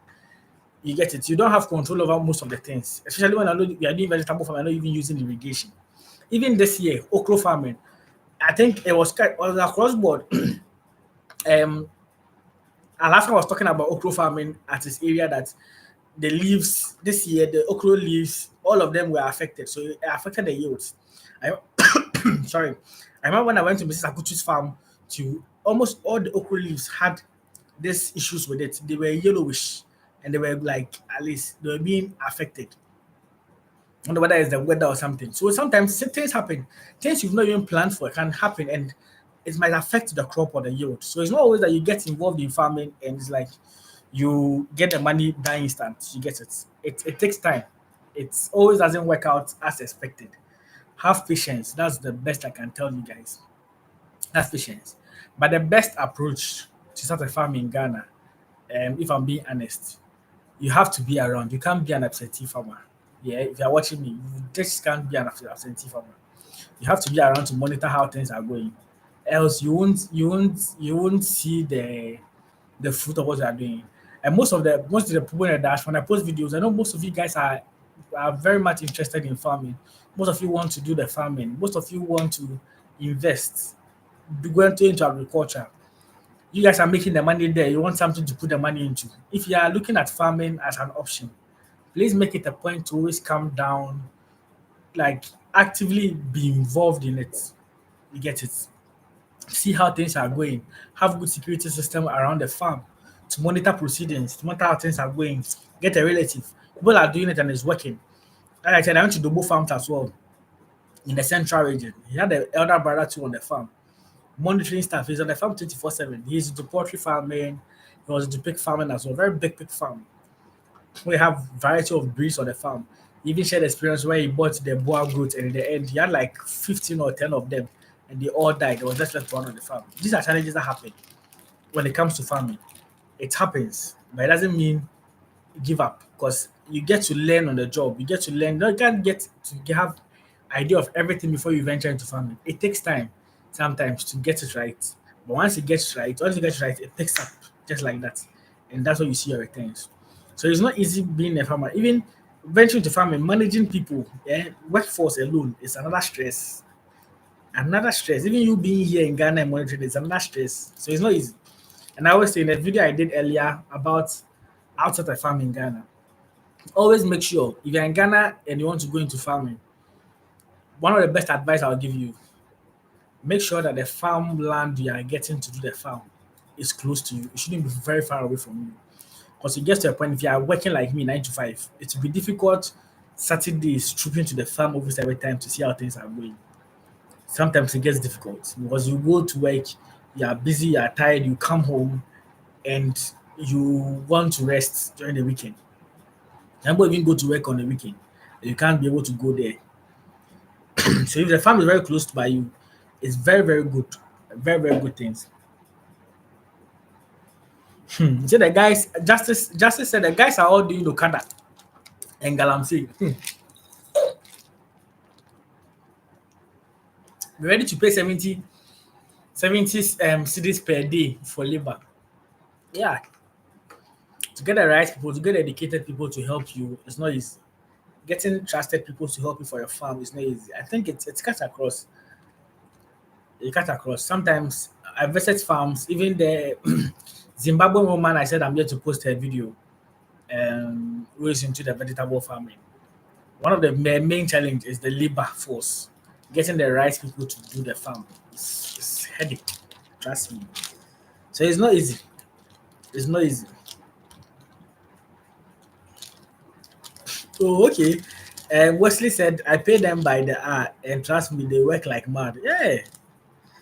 If you want the right things done, try and be and one other thing, take good care of them. And those are people, no matter how good you treat them, they will steal from you, they will steal from you.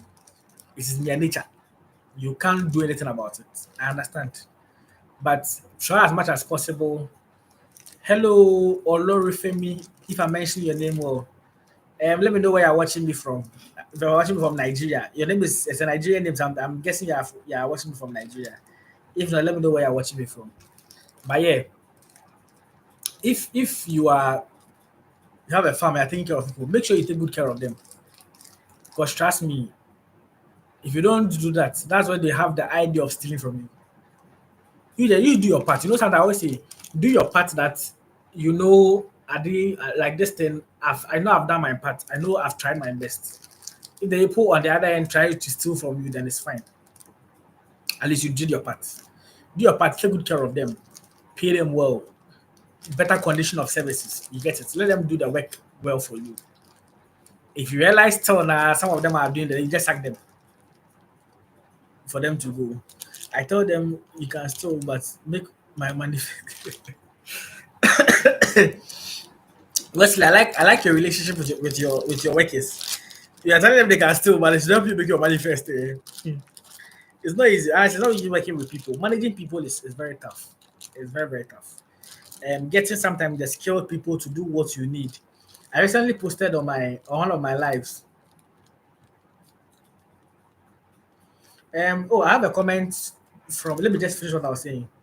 Oh, someone wanted farmers to work with, and I've been posted on Facebook and also on my YouTube community that the person did experience people, someone who's experienced in livestock farming, precisely goods. I place the contact number there. If the person is on live, maybe he can also attest to that. Please reach out to him if you want it. Check my community post, you see that. On Facebook too, you can also see that as well. Check from there. You can find the contact of the person and reach out. Those who are looking for jobs and stuff. If you're not experienced in goat farming or livestock farming, you can reach out to him. There's a job opportunity for you out there. So I have a comment from on Facebook, the very first one. Samuel Apia said, "Those of us abroad who want to venture into farming. Any contact with trustworthy people. Honestly, I if I it's not like I have people who I know. Sometimes people reach out to me and say they want farms to work on. I've had people like graduates who did venture into agriculture and went to farming and like are skilled and they want to do manage farms. I get that sometimes, and I put some people on. At the moment, I have none. But as to how trustworthy they are, that one I can't do that.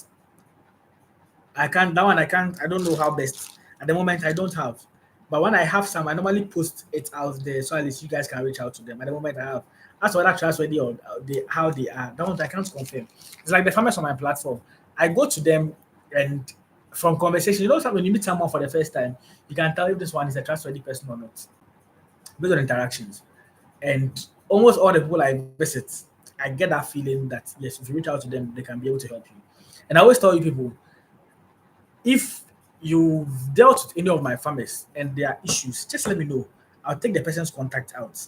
And this helps me also address one of the main issues I also face. So I always get this complaint about, Charles, why don't you put the farmer's contact on the screen? Why don't you do this for us to see? Why don't you do this for us to see? The contact numbers. I always don't put it on the screen. And I know there's a reason for that. I've told you guys, I had an issue last 2 years or 3 years ago with one of the farmers where he was like how do you call it, scamming people, taking monies for him to supply some stuff, manage farms, and he was not doing it. And it became a whole issue, a court issue and all. I had to like plenty issues. I don't like that thing really put me a lot of stress during that time. It was terrible. So I always when I put do the videos, the contact numbers you will see them in the video. So at least I don't have to delete the video or delete that part of the video because it will affect entire the video and other people cannot watch and also and be inspired by the videos. But some of the videos are very good that if I'm to put the contact numbers there and there are issues with it, since I don't want other people to be reaching out to them, I have to delete those videos. And I don't want to do that. So the best remedy is I don't put the numbers on the screen on the videos. If you ask for it in the comment section, if you always check the description side of the video, all the farmers have visited, their contact numbers are in the description side. I wish I can demonstrate to you guys how when I say description, you could see. But when I switch screen, you guys said you can't see from the video, so I don't know how best to do it. I would have shown you guys how that works. Always the video description. Erasmus, I see you, I see you, I see you, I see you. Big up to Erasmus. Always a video description. You go to the video. You know when you see the title of the video and to give some small description, like maybe this video is about this. There's a part where you click a third the third line where you click on it to bring you like a whole breakdown, like a drop down. You find the contact number of the farmer is there. And that place I have control over it because I can edit that part. Either take the numbers out when there are issues from there. In the comment section too, when you ask for it to, I also put the comments in the comment section. So everyone who has joined, who has at least watched my videos and asked me for contact numbers, if you realize in the comment section, you always find the contact numbers there. And I always tell you guys, if you deal with any farmer and their issues of scamming, whatever it is, please reach out to me. Reach out to me so we deal with the issue. If it's something that I investigate and I realize it's you are being cheated or it's something that the guy is doing, I take the numbers out. And trust me, all the numbers in the comment section, I can delete all the numbers. The numbers in the description side, I can delete it. Once I put it out there, that's one thing. That's the reason I don't put videos like phone numbers on videos. So please, you guys should pardon me with that. I know most people say, now why don't you put the numbers there? Why don't you do this? Why don't you do that? That's the main reason why. For you guys' safety and for my sanity. Because I visit these farmers, I believe they are trustworthy people that you can deal with. So I always tell you, once there's an issue, just reach out to me. I also call the people and find out what the issue is. And we'll try and resolve it amicably because I've had past experience before. And what saved me and made it a little bit easier was because the number was not on the videos. So I could maintain the videos so you guys can watch and learn and be inspired. But I can take out the number so you guys will reach out to them. So yeah. So Wesley said, I pay this agree guy with masters and all, and he teaches the guys what and what not to do. I love to get things done and done right. Yeah. Most of these, if you need people to work with, most of these are great guys who went to school to do agriculture. They learn a lot. And most of them, unfortunately, most of them, it's more or less like theoretical. So they have that knowledge. the practical becomes a bit of an issue. Some of them have also practiced it for some time now, and they've learned and they know what and what not to do. Have them on board, and obviously with these people who have the degrees and stuff, you can't pay them peanuts. You have to pay them more to do the right thing for you. If you need, see, the thing is, if you're pumping money into agriculture and you know that you know what you want to get from it, invest in the right resources to make sure they get the right things done. Because some workers, you go and pick people who don't know what they're about, they will end up messing up your investments. So always pay the right people, pay them well, so they'll do the right things for you. Yeah, so they'll do the right thing for you. If you're watching the stream and we are looking for a job to work on farms, I have people who are requesting or reaching out to me wanting to venture into agriculture. Someone up here is interested in people that he can work with. Just reach out to me on any of my platforms, on Twitter, on Facebook, on YouTube. Just drop a comment. I'll put you into contact with these people so you can at least we can all help ourselves. Basically, if you're looking for a job, you work on farms, you can do that. You have the experience to help manage post farms. Just let me know. People out there are looking for some of these opportunities, and they really would want to help. Because, like I said, those in the diaspora have the money to do the farms. We here are interested in the farm, but we don't have the money. We can partner, work amicably, and make that happen. As for the issues that come with them being robbed and stuff, yeah, it happens. That's why you have to fire and hire. You get it. Once you notice that how much is not going well, just fire them.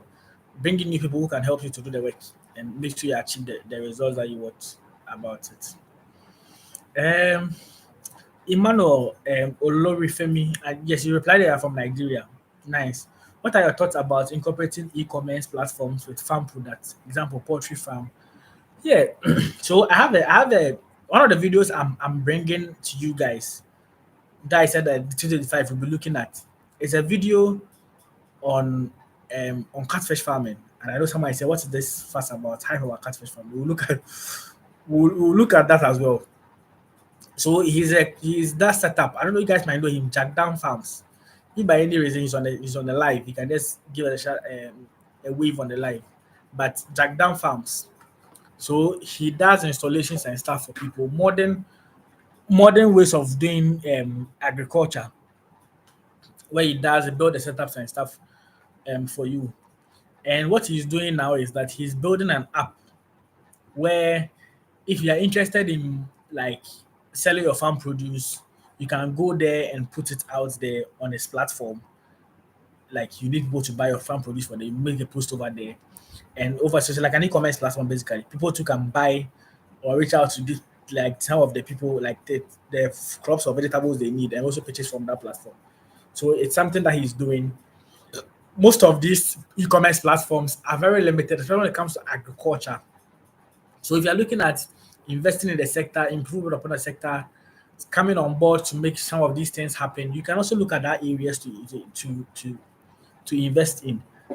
Having an e-commerce platform where we can all farmers can get buyers for their farm produce. Buyers can also get farmers to also take things from because people out there we eat every day. Everything you grow in Ghana, there's market for it. Most people tend not to have or find these markets, but there are people out there looking for huge numbers of farm produce to be supplied to them, and they are not getting. So yes, those things happen, and I'll entreat you guys. At least if you are looking at an area of agri to invest in, you can consider that. In Ghana, most of our farming, I've visited a lot of farms. Like we don't really have a mechanized farm. Like there are few mechanized farms in Ghana. A few of them. You don't really have the technology. Like the way you watch videos of farms outside in abroad, and people are using proper equipment, like planters, harvesters, like good technology. Like, bro, we lack that as a country. Oh. We really, really lack that as a country.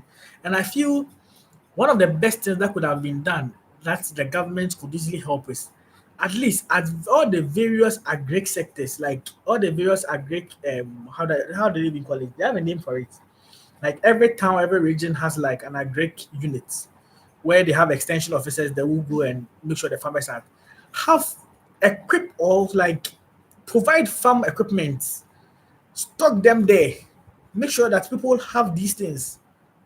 You get it? That even if you want to even rent it for the farmers, they can pay a small token and have it rented. And the amount that can be rented at least, yes, the amount that can be rented can the amount that they pay to rent can even be used to service the equipment. You get it? Let's improve upon agriculture. Let's make things mechanized. You watch videos of farmers outside and like, bro, people don't stress doing farming. Everything is done easily. Everything is really done easily. It's like Ghana, you need equipment, you have to buy your own equipment. And I mean, it makes the whole farming thing very difficult. Yeah, farmer service center. Like, we really have to do that at this point.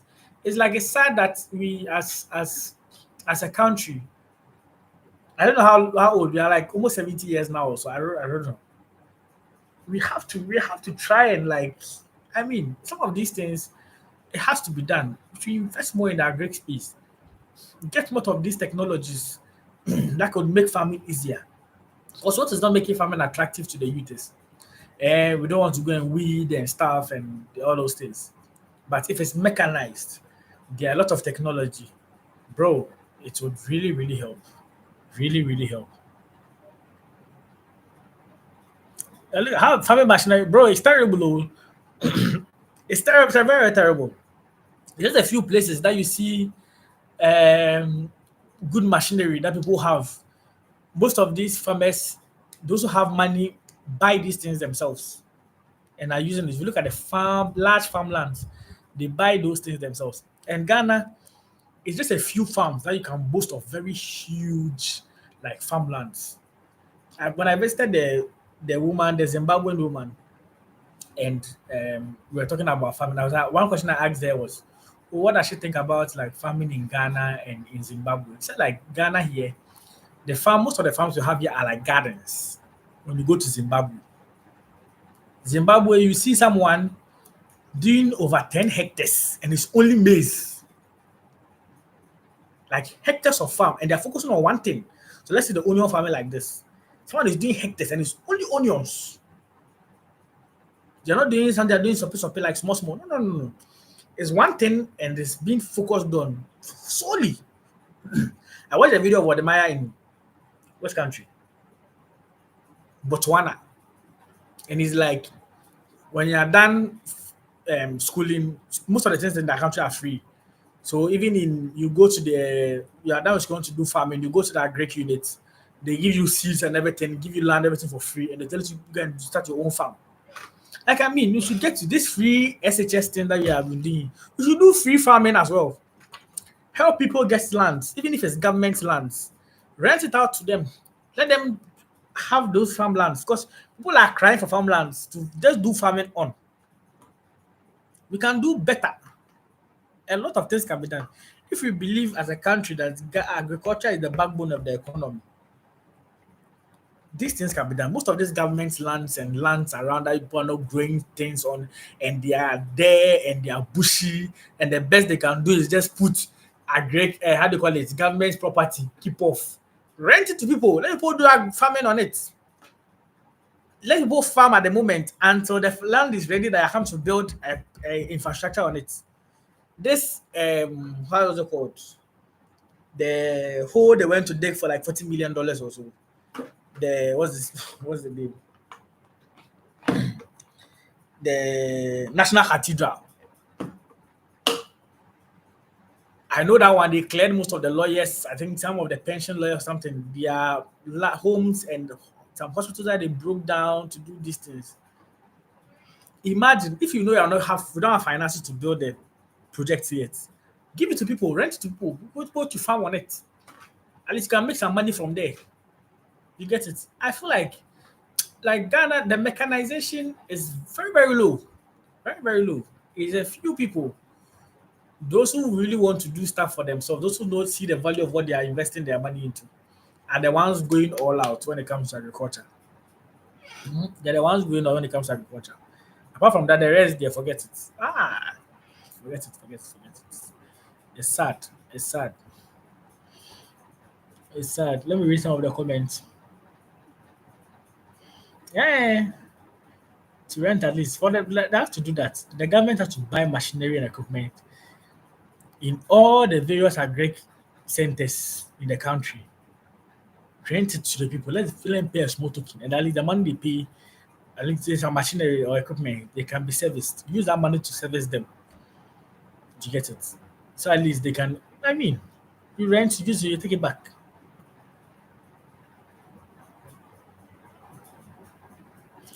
Michael I said, personal experience to those abroad. If you haven't, don't. Your money will be wasted. So yeah, don't sit outside and say you want to invest and just send money. Hey, I'll advise you on that. It's something you are not you shouldn't do. You shouldn't do. If you just join the live, please like the live for me. Let me know where you're watching us from. Let me know your comment in the comment section. We are talking about farming and agriculture in Ghana, having a general conversation about how the sector is, how we can all improve, do better farming, how those of us in the diaspora who want to venture into agriculture can also go into, because I get a lot of message from them. They need the onion farmers number, they want to go into agriculture, they want to start farming, they want to do this, they want to do that. Yeah, most of you are very much interested in agriculture. And we share some tips on how to go about it, what not to do, what to do, how you can be in a diaspora and also start a farm in Ghana. You can check in the comment section. We are having a beautiful conversation about that. Those on Facebook as well, and we'll be watching later. Yes, you can check my YouTube channel, The Chartered Farmer. That's where I'm streaming live on. That's where the videos you see, the short form content you see on that platform, the full versions are. You can watch all the videos and learn from. So people see just short clips and they say, "Call, oh, I want to the farmers contact." You can check out the full videos on YouTube, watch there and learn and understand what it is. People just watch short clips and be commenting anyhow, talking. Facebook comments are very interesting. And for those on YouTube, if you don't join my Facebook community, Youth in Agriculture, just search it on Facebook and you can join us there. Interesting conversations there as well. Wesley Cobb is the duty, bro. You can get a machinery for £2,000. The duty is like 1,000 to 1,500. Charlie, that's another thing. Oh, that's another thing. Of late, cars are very expensive. People want to buy cars and we can't even get money. We can't be able to buy cars. You buy car $5,000. Come and the duty you pay is around $6,000, $7,000. Times like sometimes even times two of the amount you even bought the car for. And one of the things I believe this new government will come, they should change that thing. They are promising of cutting a lot of things. I don't know where they're going to get their source of revenue from to do the projects they want to do. But at least they should slash some of these things because we are overburdened with taxes. And we don't know what they use their taxes for. It's too much. Charles, you know I love you and your program, but you know most of the people out there cannot even keep up with the wheelbarrow. What's more, mechanized systems. No, you see, the thing is, once we get the equipment, that really reminds me. This is a comment you made. The Zimbabwe woman, like, she said, sometimes you can go and buy equipment and bring it on the farm. And the farmers will tell them they are not used to that. You don't want to, Ghanaians don't want change. So they don't want to use that. They still want to use the cutlass and who. And in the end, the people don't use their machinery, like the equipment the woman has bought to help them make their work easy. So that thing there, it happens. But I feel like once it is brought on board, you get it. The Ministry of Agriculture should organize trainings, teach people, take them through how to use it. Let them know we can't go by the traditional way of farming nowadays. There is a lot of improvement now. Educate them, do demonstrations. Like I said, not demonstrations being the town, like demonstrate how to use the equipment. Teach these farmers. Let them know that this thing can make your work be easy for you. And once they know that no change, sorry, change is difficult. But once you have that, you can easily do it. So yeah, Michael, me, I believe change is difficult. Once you teach the people, they can learn. I can't even plant more than 5 acres because I can't cultivate because lack of machines. Yeah, machinery is very important. We need that a lot in this country to help with the work. Wesley says even with those West economy, they can do that. How much Ghana? Yes, we can. It's possible. Aha, this is what I've been talking about. Justice Lai, he said, I'm into cocoa farming. I bought slashes for my farmers, trained them, but they still prefer cutlasses. Like Ghana, The I don't know whether I won't say it's literacy, but change is difficult for people. Change is very difficult for people. You teach them to help them do their work. If I, you guys have to find a way. We just have to find a way. I just feel like change is not easy. It's a gradual process where we will get there. Start it with them. Let them know because how it feels like Atlas is faster. I feel like with time it will be easy. No one likes change, but once it's done, once you are having a change, you know that you are changing from something, you are changing to the better, and gradually you can be able to do that. We need the machines, bro. If you can't get these big men to buy them and rent it to us at least. Oh, the big men, as people, they are not even investing in farming themselves. How much more buy these machines and rent it to you? It can be done. It can be another source of business someone can venture into, where you buy a lot of this equipment.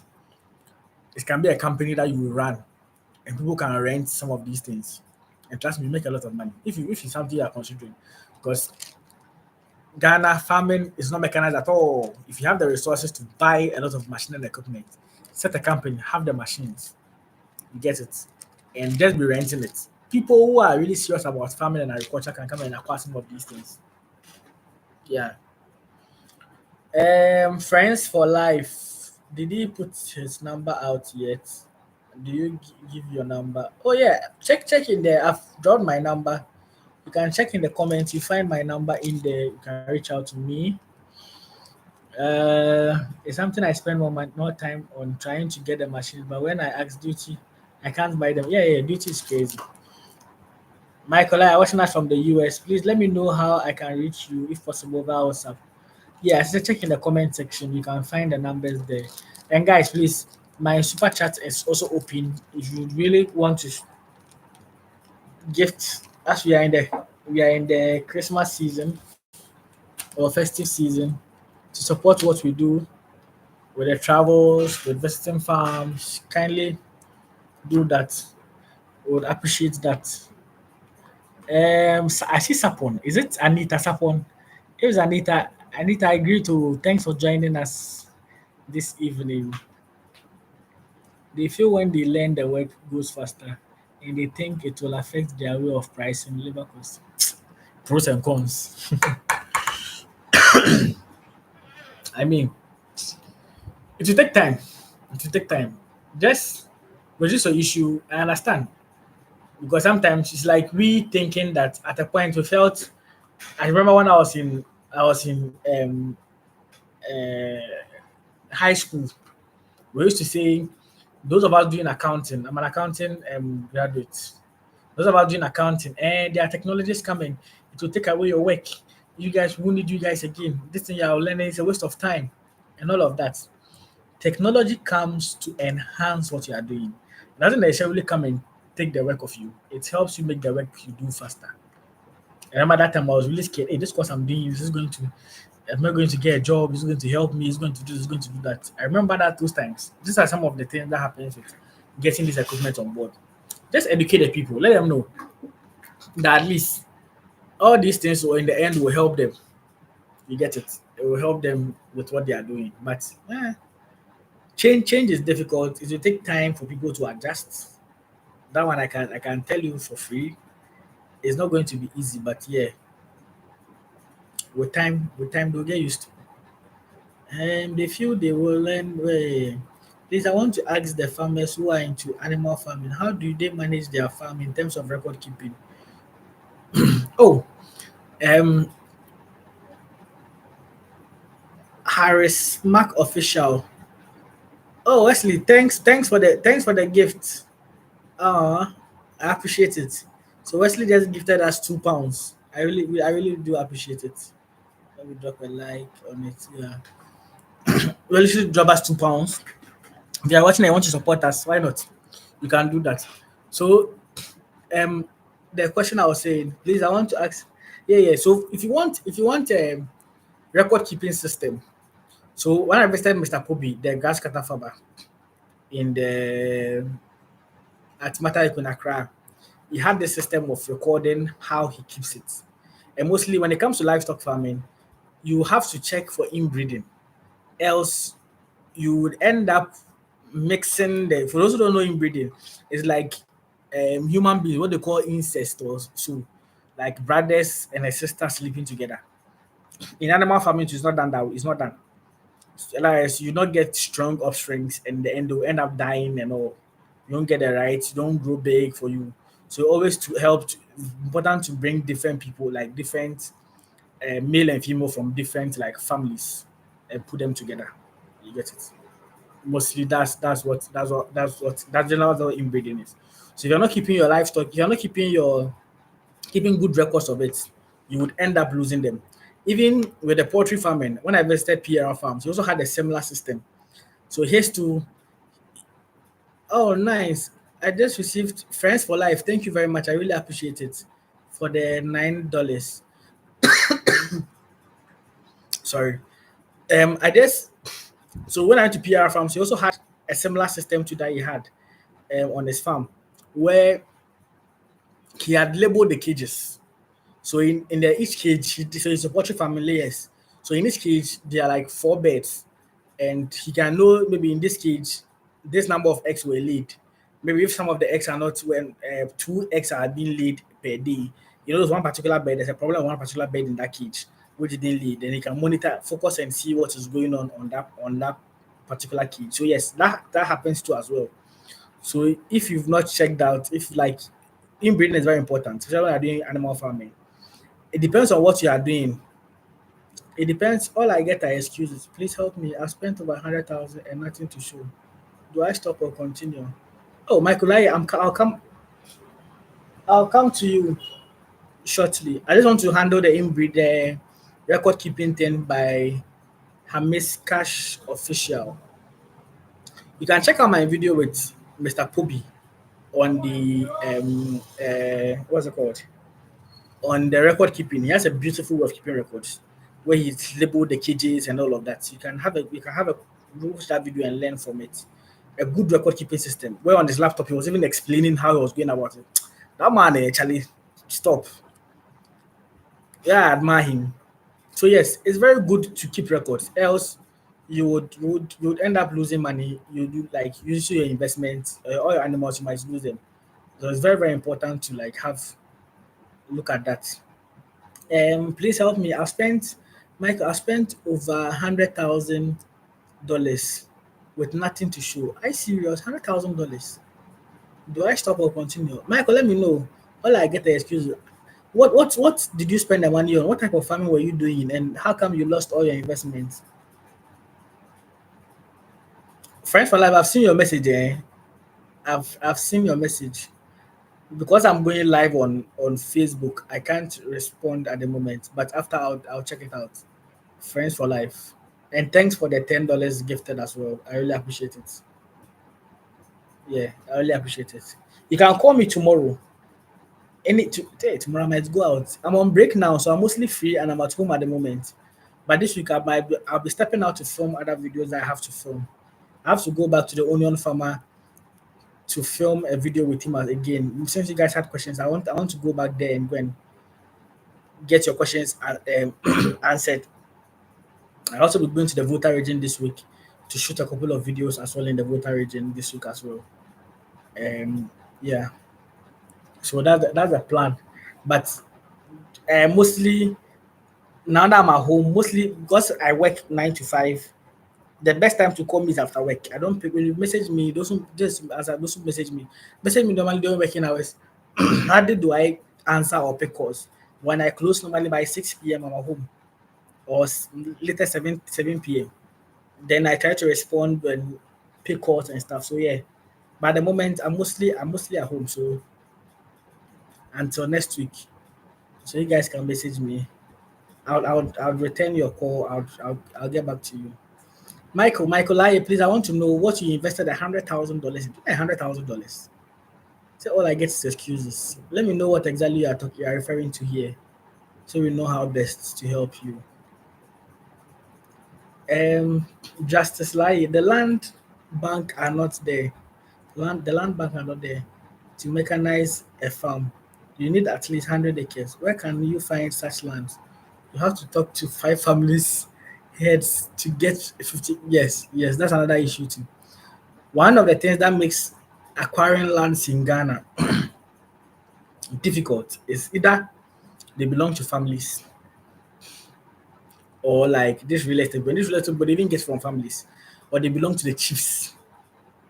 That's one of the stress that comes with it.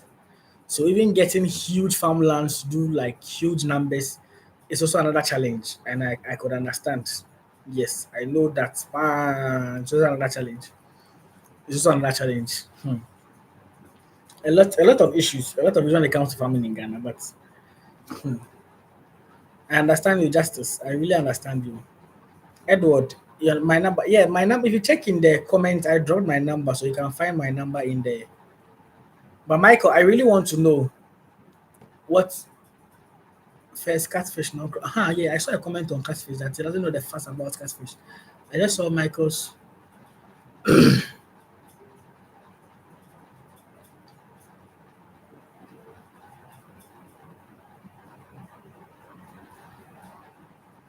I left someone that he doesn't know the facts about catfish farming. By championing sustainable practices to encourage, I wanted to make sure I see that comment. I said I'll come back to you, but I forgot.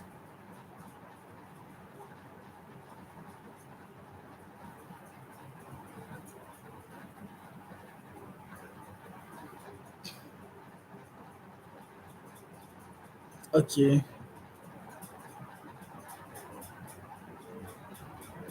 Your number.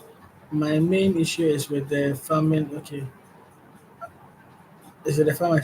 It's really a limiting factor. Yeah. The machinery there is very needed to do correct farming in Ghana and huge numbers. We need a lot of machinery. So Mike, I don't know whether you draw the question on the livestock first. Like on the you don't know the first about catfish farming. I saw a comment like that. I wanted to read it well and understand that comment. But catfish farming, how did you lose 100,000? Is it that you aren't getting market for the catfishes? What was the issue? And now crops. And also, since you quoted in dollars, I believe you are also in the US where you want to start farms in Ghana.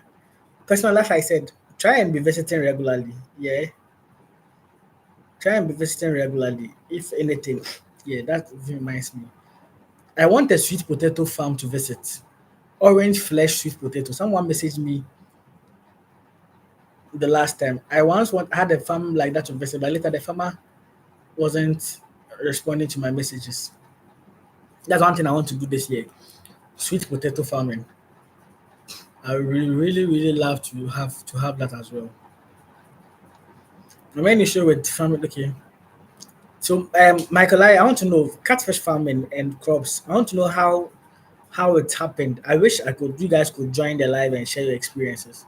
Maybe the next live I would do would have that, so I can have people come on board who can also share their experiences on the live, so we can all get to learn. But at least let me know in the comment section, Michael, because personally, people who invest this huge sums of money, because if you could invest $100,000 in farming and lose, Michael, my personal advice I'll give you is in the course of the year, try and have your own farm, have a good security system on the farm, try and be coming down regularly to monitor how things are going. Get a trusted friend or relative. There are some friends who are even better off than relatives who can help you make your dream a reality. People can come on board to assist you to make your farming dream a reality. There are people out there like that. Yeah, please reach out because this your $100,000 issue there, bro. $100,000 is a lot of money. You don't $100,000 can do in Ghana. It's a lot of money. Yeah. You just reach out to me and let's talk because this $100,000 story there is crazy. SD, I found orange flesh sweet potatoes. Yes, they were bought by a big exporter in Ghana. The others were bought by a processor in Winneba area. Getting them to pay on time is hell. No payment. Normally, for the companies that buys in bulk and stuff, sometimes this their bureaucratic process. They have to go for approval and stuff. So sometimes they pick it and they pay later. But at least, if you know you would get your money is good. I know sometimes it might delay. Yeah. If you know in the end you get your money, I believe it's good. Because even with the what's it called? The mango farmer that I visited, Maxwell, you know, said sometimes when they buy it, they take the load and they process and they pay later. But the later is not like a check too much, but it's given they have a number of time where they turn over, they send the money. But if you know you have a company who is buying them from you, that's the best thing that you can ever get. Having a ready market for your crops, people who are taking it from you. And I know if it's not for liquidity issues, sometimes paying at a longer time might be a challenge, but it's best that you can get your money in. Hey, 18 months. Oh, that one there is too much. Come on, 18 months that thing. 18 months, please. At this point, you should be considering bad debt too. Because 18 months is too much. 18 months is more than a year. One and a half year. Come on. If it's an account, it will tell you to be considering bad debt. Um, my dad is into fish farming. Please, can I get your number? More face out. Oh, but SD, I would like to visit a farm. I really want to visit a orange flesh with potato farm. So if you came down this December in Ghana, kindly reach out to me. Yeah, I would really love to have a video on that. I really want to like visit the farm that farm so we can all learn about it. And yeah, guys, if you're on this platform and you want me to visit your farm, please let me know. Reach out to me. Let me even put my number again, so at least those who didn't get it,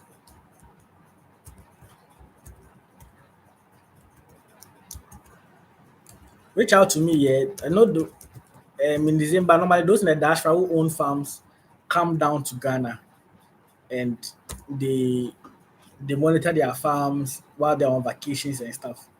I would really love to visit the farm. My farm is in the Palm area. I'll be in Ghana in April. Sure. Let me note it down. Please reach out to me. Yeah, you can send me a message. Let me save your contact. I really want to all the way in Bono. I really want to do a video on orange flesh sweet potato. Contact him. Yeah, Wesley Cobb. Yeah, you also be in Ghana in April. Oh, that's nice. Okay. Sometimes those who don't come in Ghana in December, I know I had December price tickets to travel to Ghana are very expensive. You can get ticket as high as $5,000 just to travel to Ghana. It's crazy. This December in Ghana is causing a lot of issues. So normally people don't come in December. They try to come in the middle of the year after the whole festive season and stuff. Yeah, £1,800. I see flight tickets. It's crazy. Just to come to Ghana on flight ticket during the December time. So mostly people even buy their tickets when the year begins and like the people have returned and stuff. During those time, it's cheaper. So they book their tickets then. So at least they know they are coming to Ghana in December. This is another option that people also use. It's crazy out there. All the way from Bono. So yeah, wow, $2,700 return from Canada. That's crazy.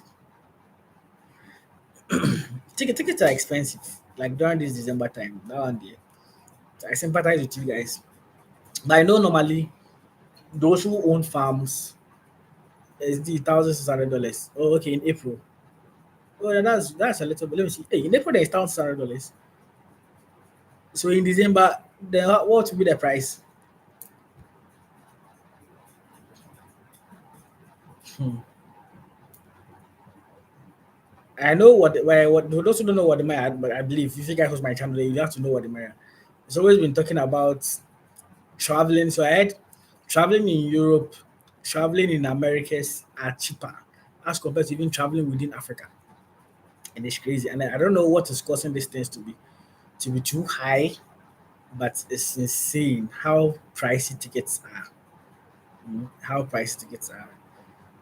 We can't even have enough. One of the things I would want to do is I want to start traveling within Africa, visiting farms, going to learn from other African countries.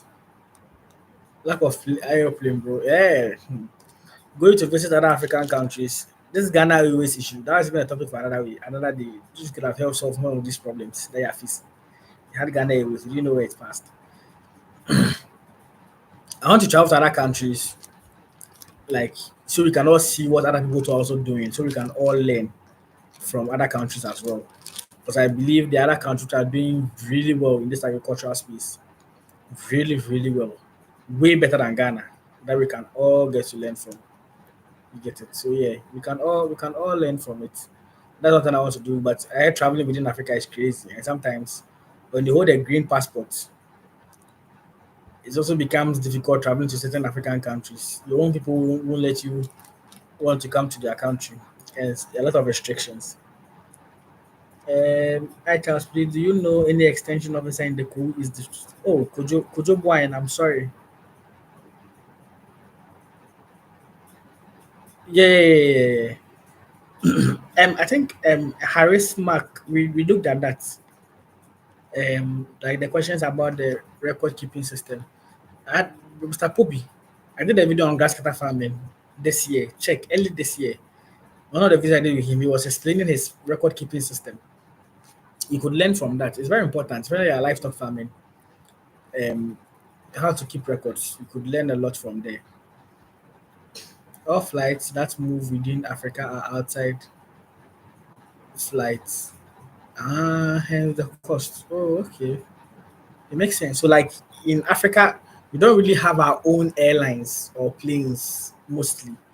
So, what happens is all the flights that we have are foreign flights. So, it makes the cost very expensive. At least, the only airline I know in Africa is the what's it called? Ethiopian Airlines. The Ethiopian Airlines. From Atlanta, Georgia. Please, I tried to get your number about livestock video you did. I have a poultry farm in Kumasi. I want you to talk to you, please. Um, Kwame Jonas, please reach out to me. My number, let me just mention my number. So 054 025 0511.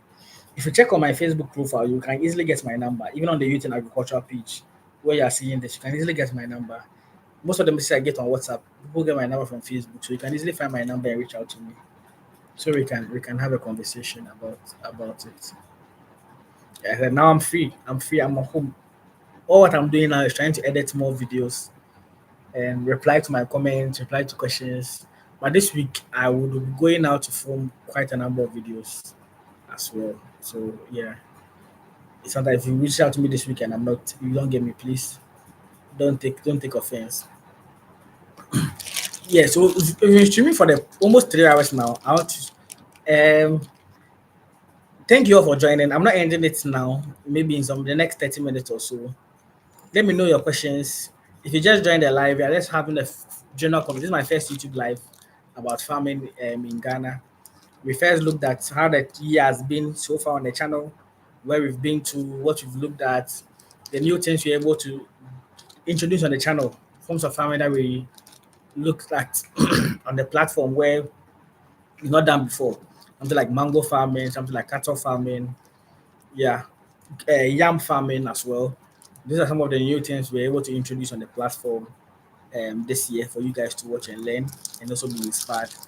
We look at some of the challenges that the year brought us when it comes to farming in Ghana generally.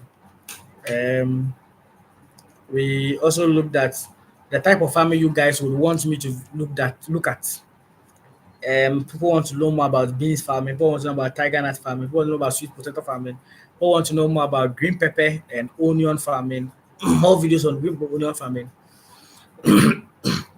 Hey guys, concerning the farms you want me to revisit, if you watch any video on my platform and you want to see an updated video of it, let me know. At the moment, the request I keep getting is go back to Lenny. Lenny, if you don't those who don't know Lenny, 2 years ago we did a video on habaneros farming. His farm was in Atakusi, where he does habaneros in large quantities. The machineries and availability, please. I, I, I don't have, mostly I don't have any machinery now. I don't know what your comment is in relation to. But yeah, oh, 054 Kwame Jonas 054 025 0511 054 025 0511. The GH code is plus 233, just in case. But 054 025 0511. That's my number. So as I was saying, the farm I get request from is to go back to Lenny's farm. And his farm is in Akuse. For those who remember that guy, it's to habaneros farming. That video also went crazy. Most people were interested in that. At the moment, he's no longer at Akuse. He's doing a new farm in the Volta region, a very huge farm. If you have his number, he's been posting progress of the farm on his status. And January, I'll be going there to do the updated videos as you guys have been requesting. So you guys should expect that. If you've not watched that video, I'll then treat you guys to watch that video. It's to habaneros farming from Lenny. You guys can watch that. Then I visited last year. I visited a poultry farm in Bodria. Sorry, guys. Let me get water. I'll be back.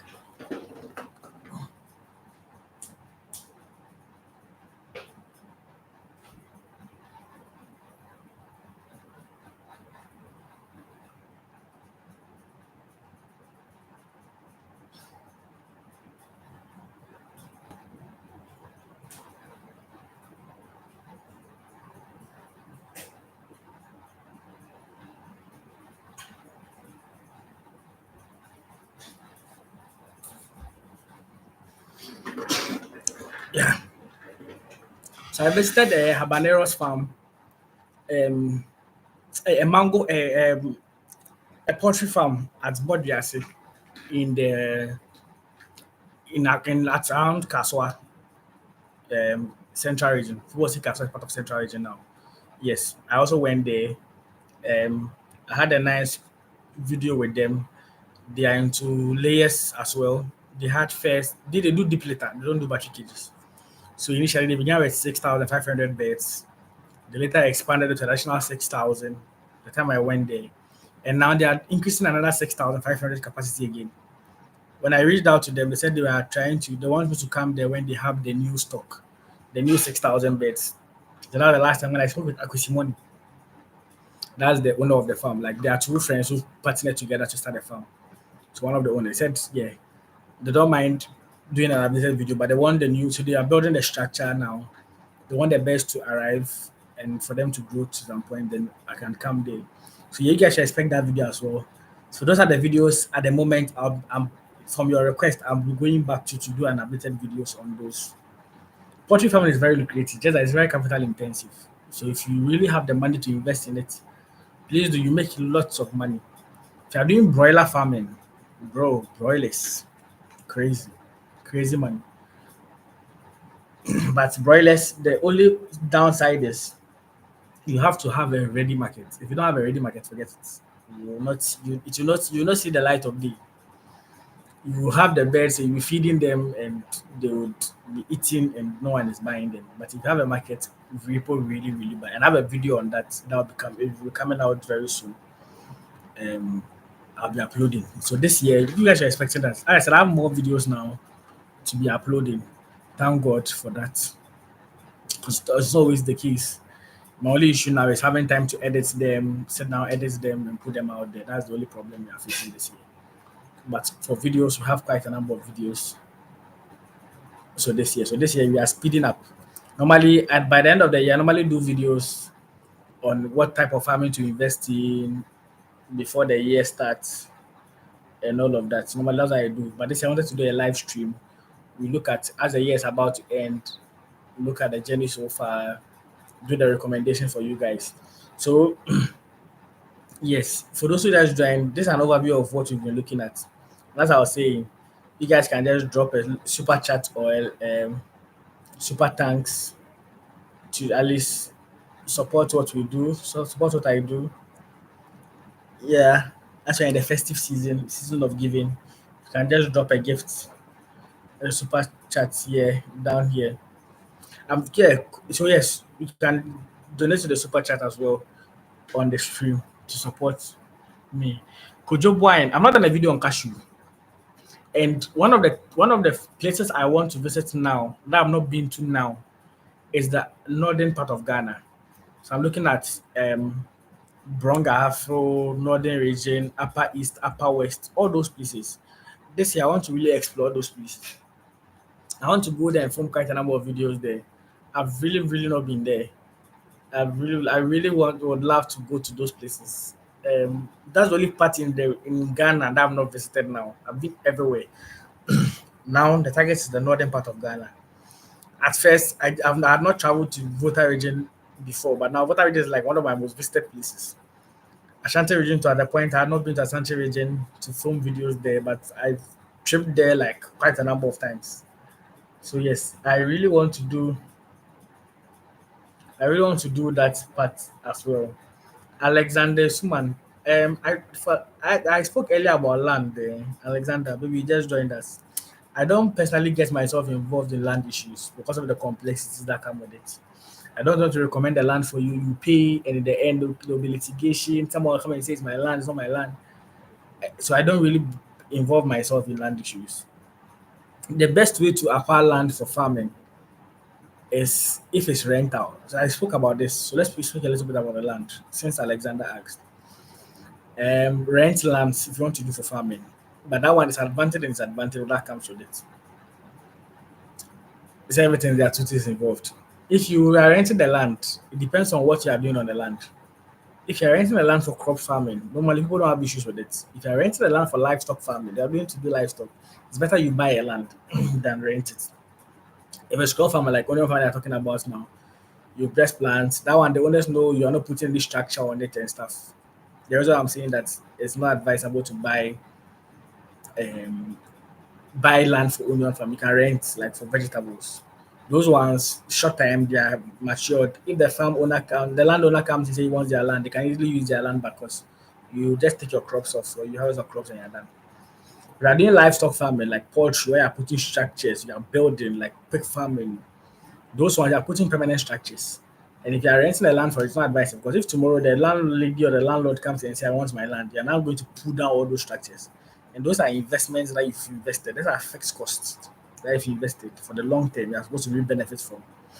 So it's always not good to rent such lands. If you're doing livestock and building structures, it's good to rent, to buy and use that. But I said personally, because I don't want these issues, I don't want to put because land issues in Ghana are very tricky.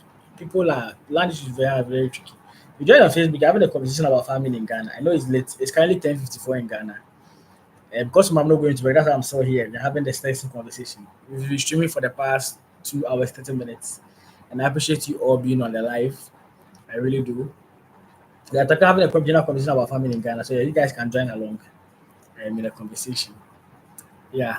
So for land issues, I don't want to get myself involved. You get it. I really wish I could help all of you to have access to lands where we can all farm in large quantities, help supply food, and also make our returns from it. You get it. But unfortunately, I don't want to involve myself in it because it's too tricky. It's too complicated. Recommend someone to you, and there'll be issues, and you get back to me, and I might not know how best to help you get your money and all. I don't want to get involved myself in it. So Alexander, so I beg for land issues there. That's why I don't really go into land issues. It's better to buy farmlands than to rent. Just got myself 24 acres last year in Kubu. One of the best. Oh, nice. Good job, wine. Big ups to you. Yeah. I wish you could. I know the way I'm talking about it, your land, at least there are no litigations on it, and you actually own it. People who buy lands in Ghana, they do well.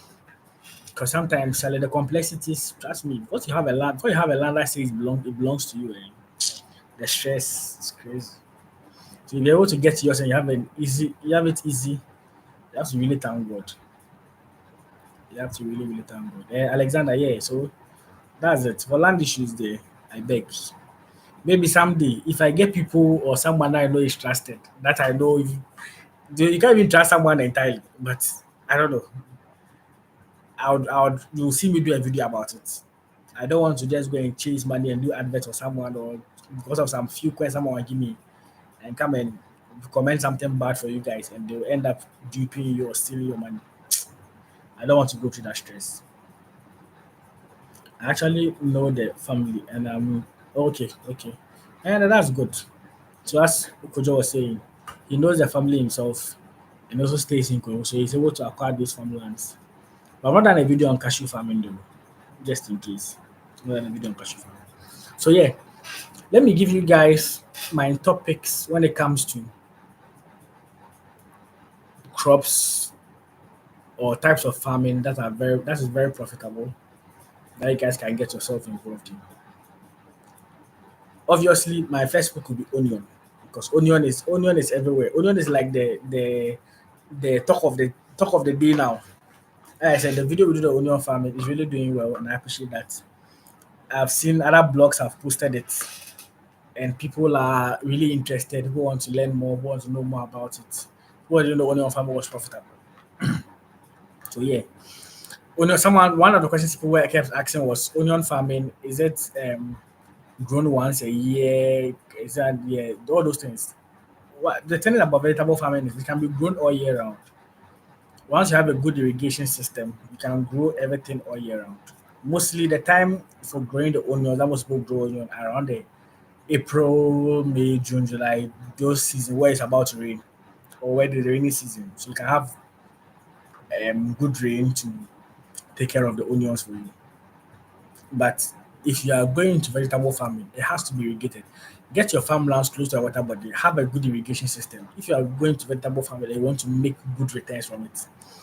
Because sometimes the crops, if you plant them during the rainy season, normally there is abundance, so you don't really end up getting good prices for them.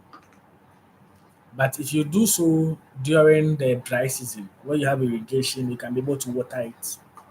That's when you get good pricing for your vegetables. You get it. So it's always good and advisable to do vegetable farming. That's one of the profitable forms of farming you can ever do, but you have to have an irrigation. And irrigation sometimes costs a lot of money. Connecting the pipe, getting the tubes, and all of those things. Having a irrigated farm can be costly, but you make sure you're getting the good returns. I know some people who don't even do farming during the rainy season. That time they are sleeping.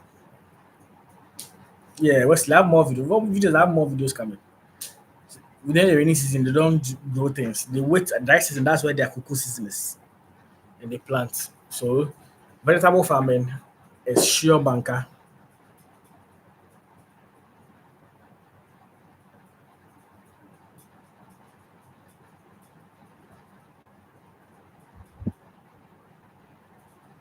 Oh, Samuel, I saw your message. You so someone reached out to me. He wanted a place to do his national. I think I posted about it. I made a post, but I don't know whether people got back or not. I'm really really sorry. So he reached out to me that he wanted um, a place to do his national service, like a farm to do his national service on, where he could learn. He was an agric student also. I'm really sorry. Atiti Sogbe Samuel. I saw your I saw it's not if I told you that email, I saw it. I remember I made a post about it. I don't know whether I didn't get feedback or not. I'm really, really sorry. But it's good to know you've gotten the 5 acres in Agoteme with a friend. And you're starting a 2 acre chili farm. Yeah, let me know if you guys if the chilies grow and stuff. Let me know. I'll be glad to visit the farm and have you guys on board. Yeah, I'm really, really sorry. Really, really sorry. So yeah, vegetable farming. If it's something you want to, and vegetable farming, if you are going into it, I know in the video with what's the name? Alasan, he was throwing shades at okra farming. Trust me, okra farming is very, very profitable. Okra farming is not something that you harvest once. You can harvest for a period of like extra 3 months after they mature. And you make good money for it. In the dry season, okra is very, very creative, very expensive, so you make more money. Which when it comes to vegetable farmers, the dry season is when you make a lot of money because they are less um, producer at that time. So supply is less, demand is more. Basic economics. But onion farming, and green pepper farming. Green pepper farming is like I did a put video on green pepper farming. It didn't catch fire like the way this onion farming is. But if I'm being honest, green pepper farming is one of the most lucrative forms of farming that you can do as well. And I've had two farmers confirm that to me. So if you just don't know and you are considering farming, looking at something, go into green pepper farming this year. Sorry, you make a lot of money from it. So yeah,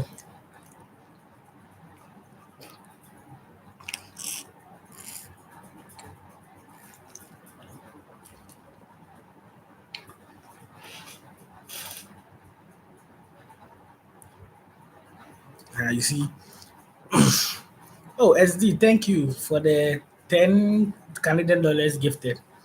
I really appreciate it. So guys, you can gift us if you are watching and want to support me and what I do. You can just gift us as you can see SD just do with the gifting. I really appreciate it, SD. Thanks so much for your support and thanks for watching my videos as well. Yeah. So I saw a comment. Is that Khaled Madi? I only plant in the dry season. Dollars, 14 acres, fully irrigated. Yes. See, if you want to make money, don't rainy season, don't stress yourself for be sleeping. Rainy season, most of the crops and stuff, very, very cheap. There's abundance. If you really want where you want to know where you want to know where your money is, go in the dry season. You make stupid money. Stupid money. Even the onion farming. You know, the time I did a video, the price of the onion was around 1,500 cedis. This December, do you know the price? 3,500 cedis per bag for onion. So trust me, farming in the dry season, you make a lot of money. So even if you look at the profits you're talking about in the onion farming video we did with Al Hassan, where we're talking about 1,500 cedis per bag, and all of you are saying, hey, this is too much money, people don't believe in it.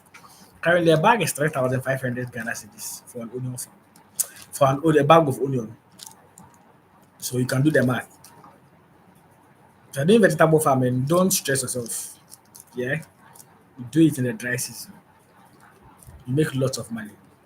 And now the other forms of farming people are not really looking into it because it's long term. See, mango farming.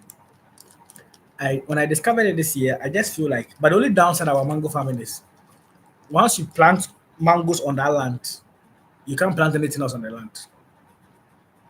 And mangoes are perennial crops. You can have it for 10, 20 years and they'll be fruiting every year for you. So when I did the video with Michael, the mangoes he inherited it from his dad. He inherited 10 acres from his dad. And now he has expanded it that he has like about 100 acres of them. If you grow mango, they take 3 years to mature. If you watch my videos on mango farming, go and check it out.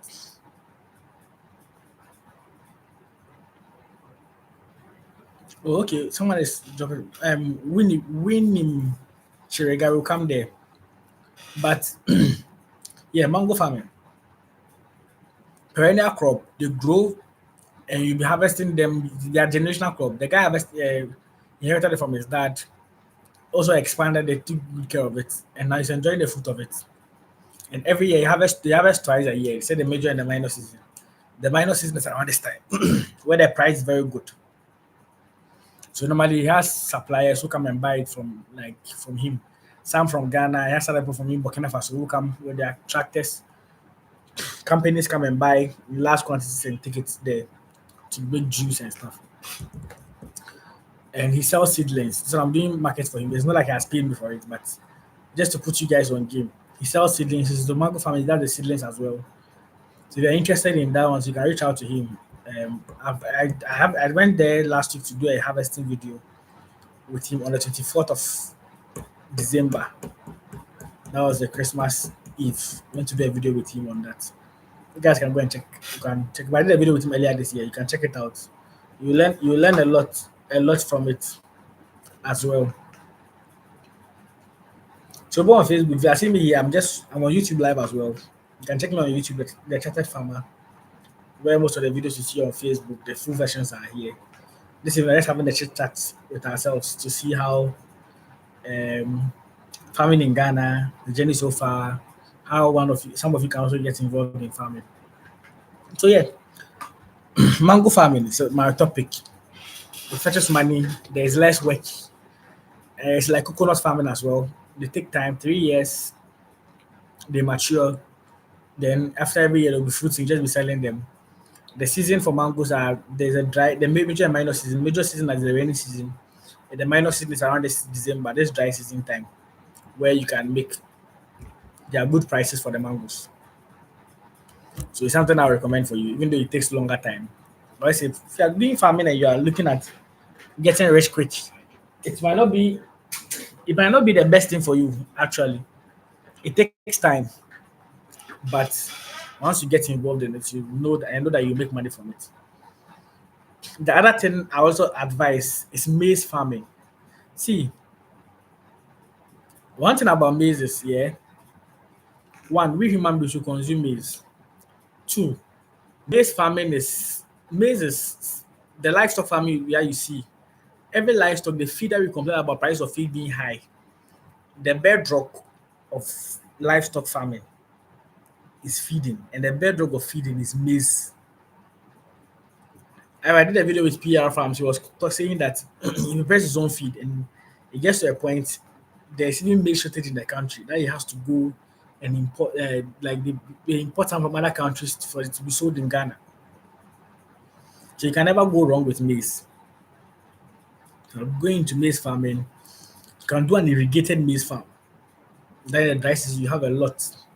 And maize you can it doesn't get spoiled. You can either leave it for it to dry, you mill it and keep it that way. You can sell the fresh ones to restaurants. There's Zimbabwe woman I visited that I said they are doing farming in Ghana, about 50 acres or so in Ghana. He has like 15 acres of maize where he's doing sweet corn. And this one supplies to supermarkets, the shop rights, the Melcoms and stuff.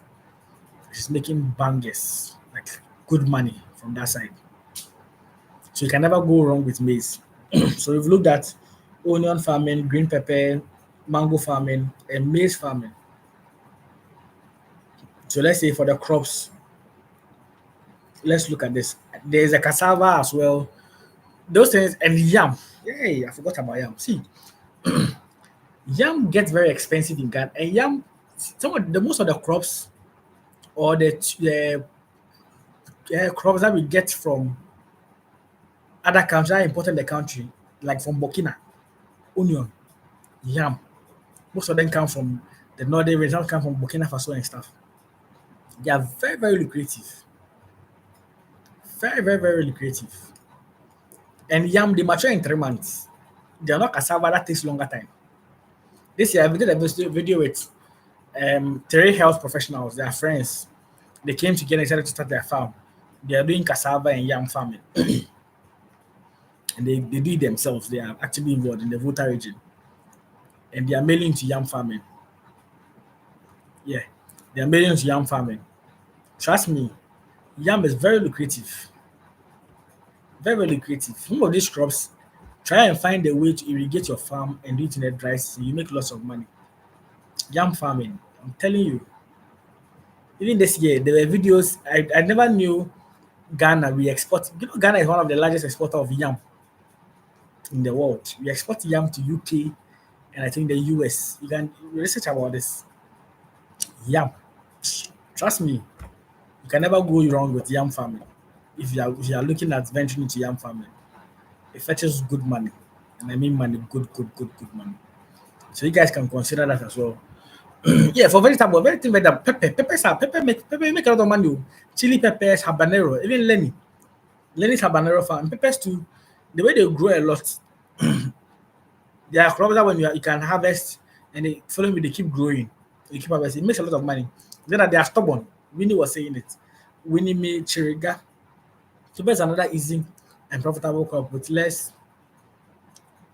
Mohammed Khalid Madi, thank you for the $5. I really appreciate it. Peppers too. Sometimes when you are nursing them, they can be very stubborn. Peppers can be very stubborn, but very very profitable. I said about another video about and it was all over. Peppers are very very lucrative. Um, Chiriga, yes, this is the earlier comment you made. He said vegetable farming is good in dry season, but onion is different. Onion doesn't actually fetch you much money in the dry season.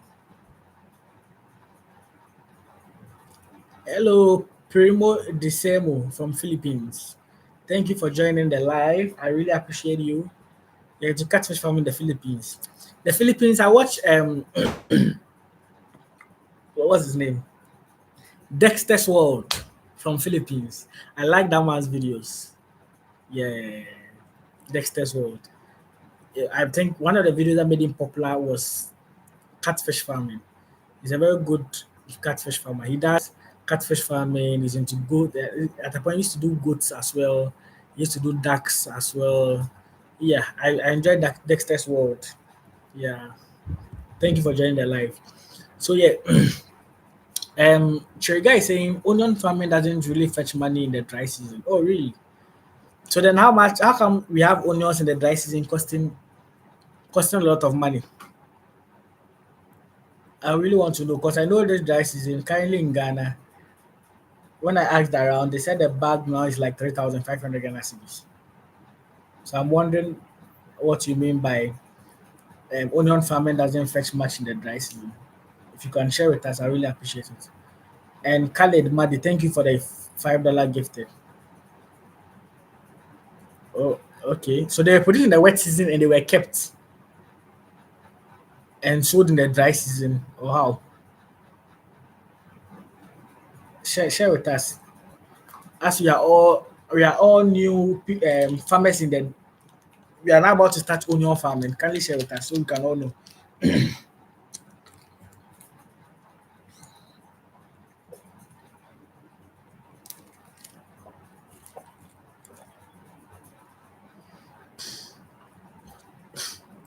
Um okay. So yeah, Kylie, thanks for the gifted. Like I said if you're watching me and you want to gift, we are open to gift us and support what we do and what I do. That's why in the season of giving, in the festive season, you can just help us by supporting by gifting us using the super chats or the super thanks, just as Khaled did.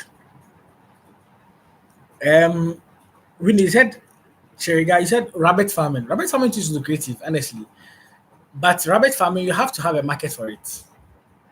The way I did a video where someone defended the fact that rabbit farming is more profitable than cattle farming. Can you imagine? The person defended it wholeheartedly. And all my videos I did with the cattle farmers, I asked them about it, and they couldn't even look away. They could also, to some extent, agree, depending on what they were doing.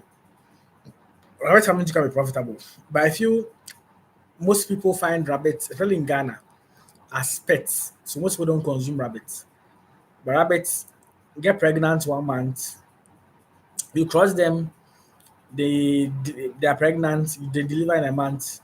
1 month you win the kids, you can cross them again. In that order, you can get a lot of rabbits. So if you have a good market, it's like having broiler farming and you have market for it, you make lots of money. Rabbit is quite lucrative. Now and then, I can agree. But I feel it has to have market for it. There's some things that you don't struggle to get market, and there's some things that the market is just there. You get it.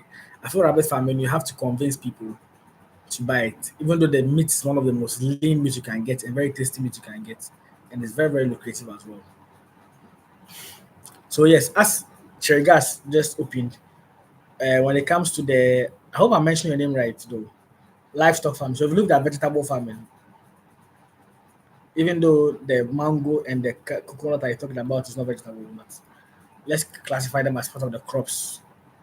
Then livestock. Now, when it comes to livestock farming, one profitable livestock farming you can do, that generally I feel like Ghana, most people are into, is piggery. But the issue with piggery is they feed a lot, and if you don't have enough room to expand, they're like rabbits. They give birth to a lot. Pigs can give birth to 12, 16, 18. So you have a pig farm and you have good market, you can make good money by selling them. So Chiriga has gotten back when it comes to the onion farming. We are in the dry season, so when you start producing now, you will harvest in March, obviously, yes. When onions is in abundance and at the least cost, yeah. Those who are selling onions now started producing it in the second rainy season from August, then harvested from October onwards. If you check the prices, onions are cheaper from yes, so now that's the rainy season, so they'll be cheaper from there. For March, April, from June onwards. The prices get better and peaks in October. Okay. So when I visited the farmer I visited, the onion farmer Alasan, I went there I think in September. Yes, either end of September. And in October he harvested. And I went there 2 weeks or 3 weeks after he harvested. Yeah. Okay. Okay. So yeah, obviously, yes, I understand what you mean. So it's not like plant it in the dry season. Plant such that you harvest in the dry season, rather. Yeah. Yeah. So if you are going to vegetable farming, just like only whatever the vegetable farming mainly, don't plant mainly in the dry season. Plant such that you start harvesting in the dry season. Target it that way. So at least you know harvest the dry season time. That's when you have your crops ready and you can get good prices for it. Yeah, I get you.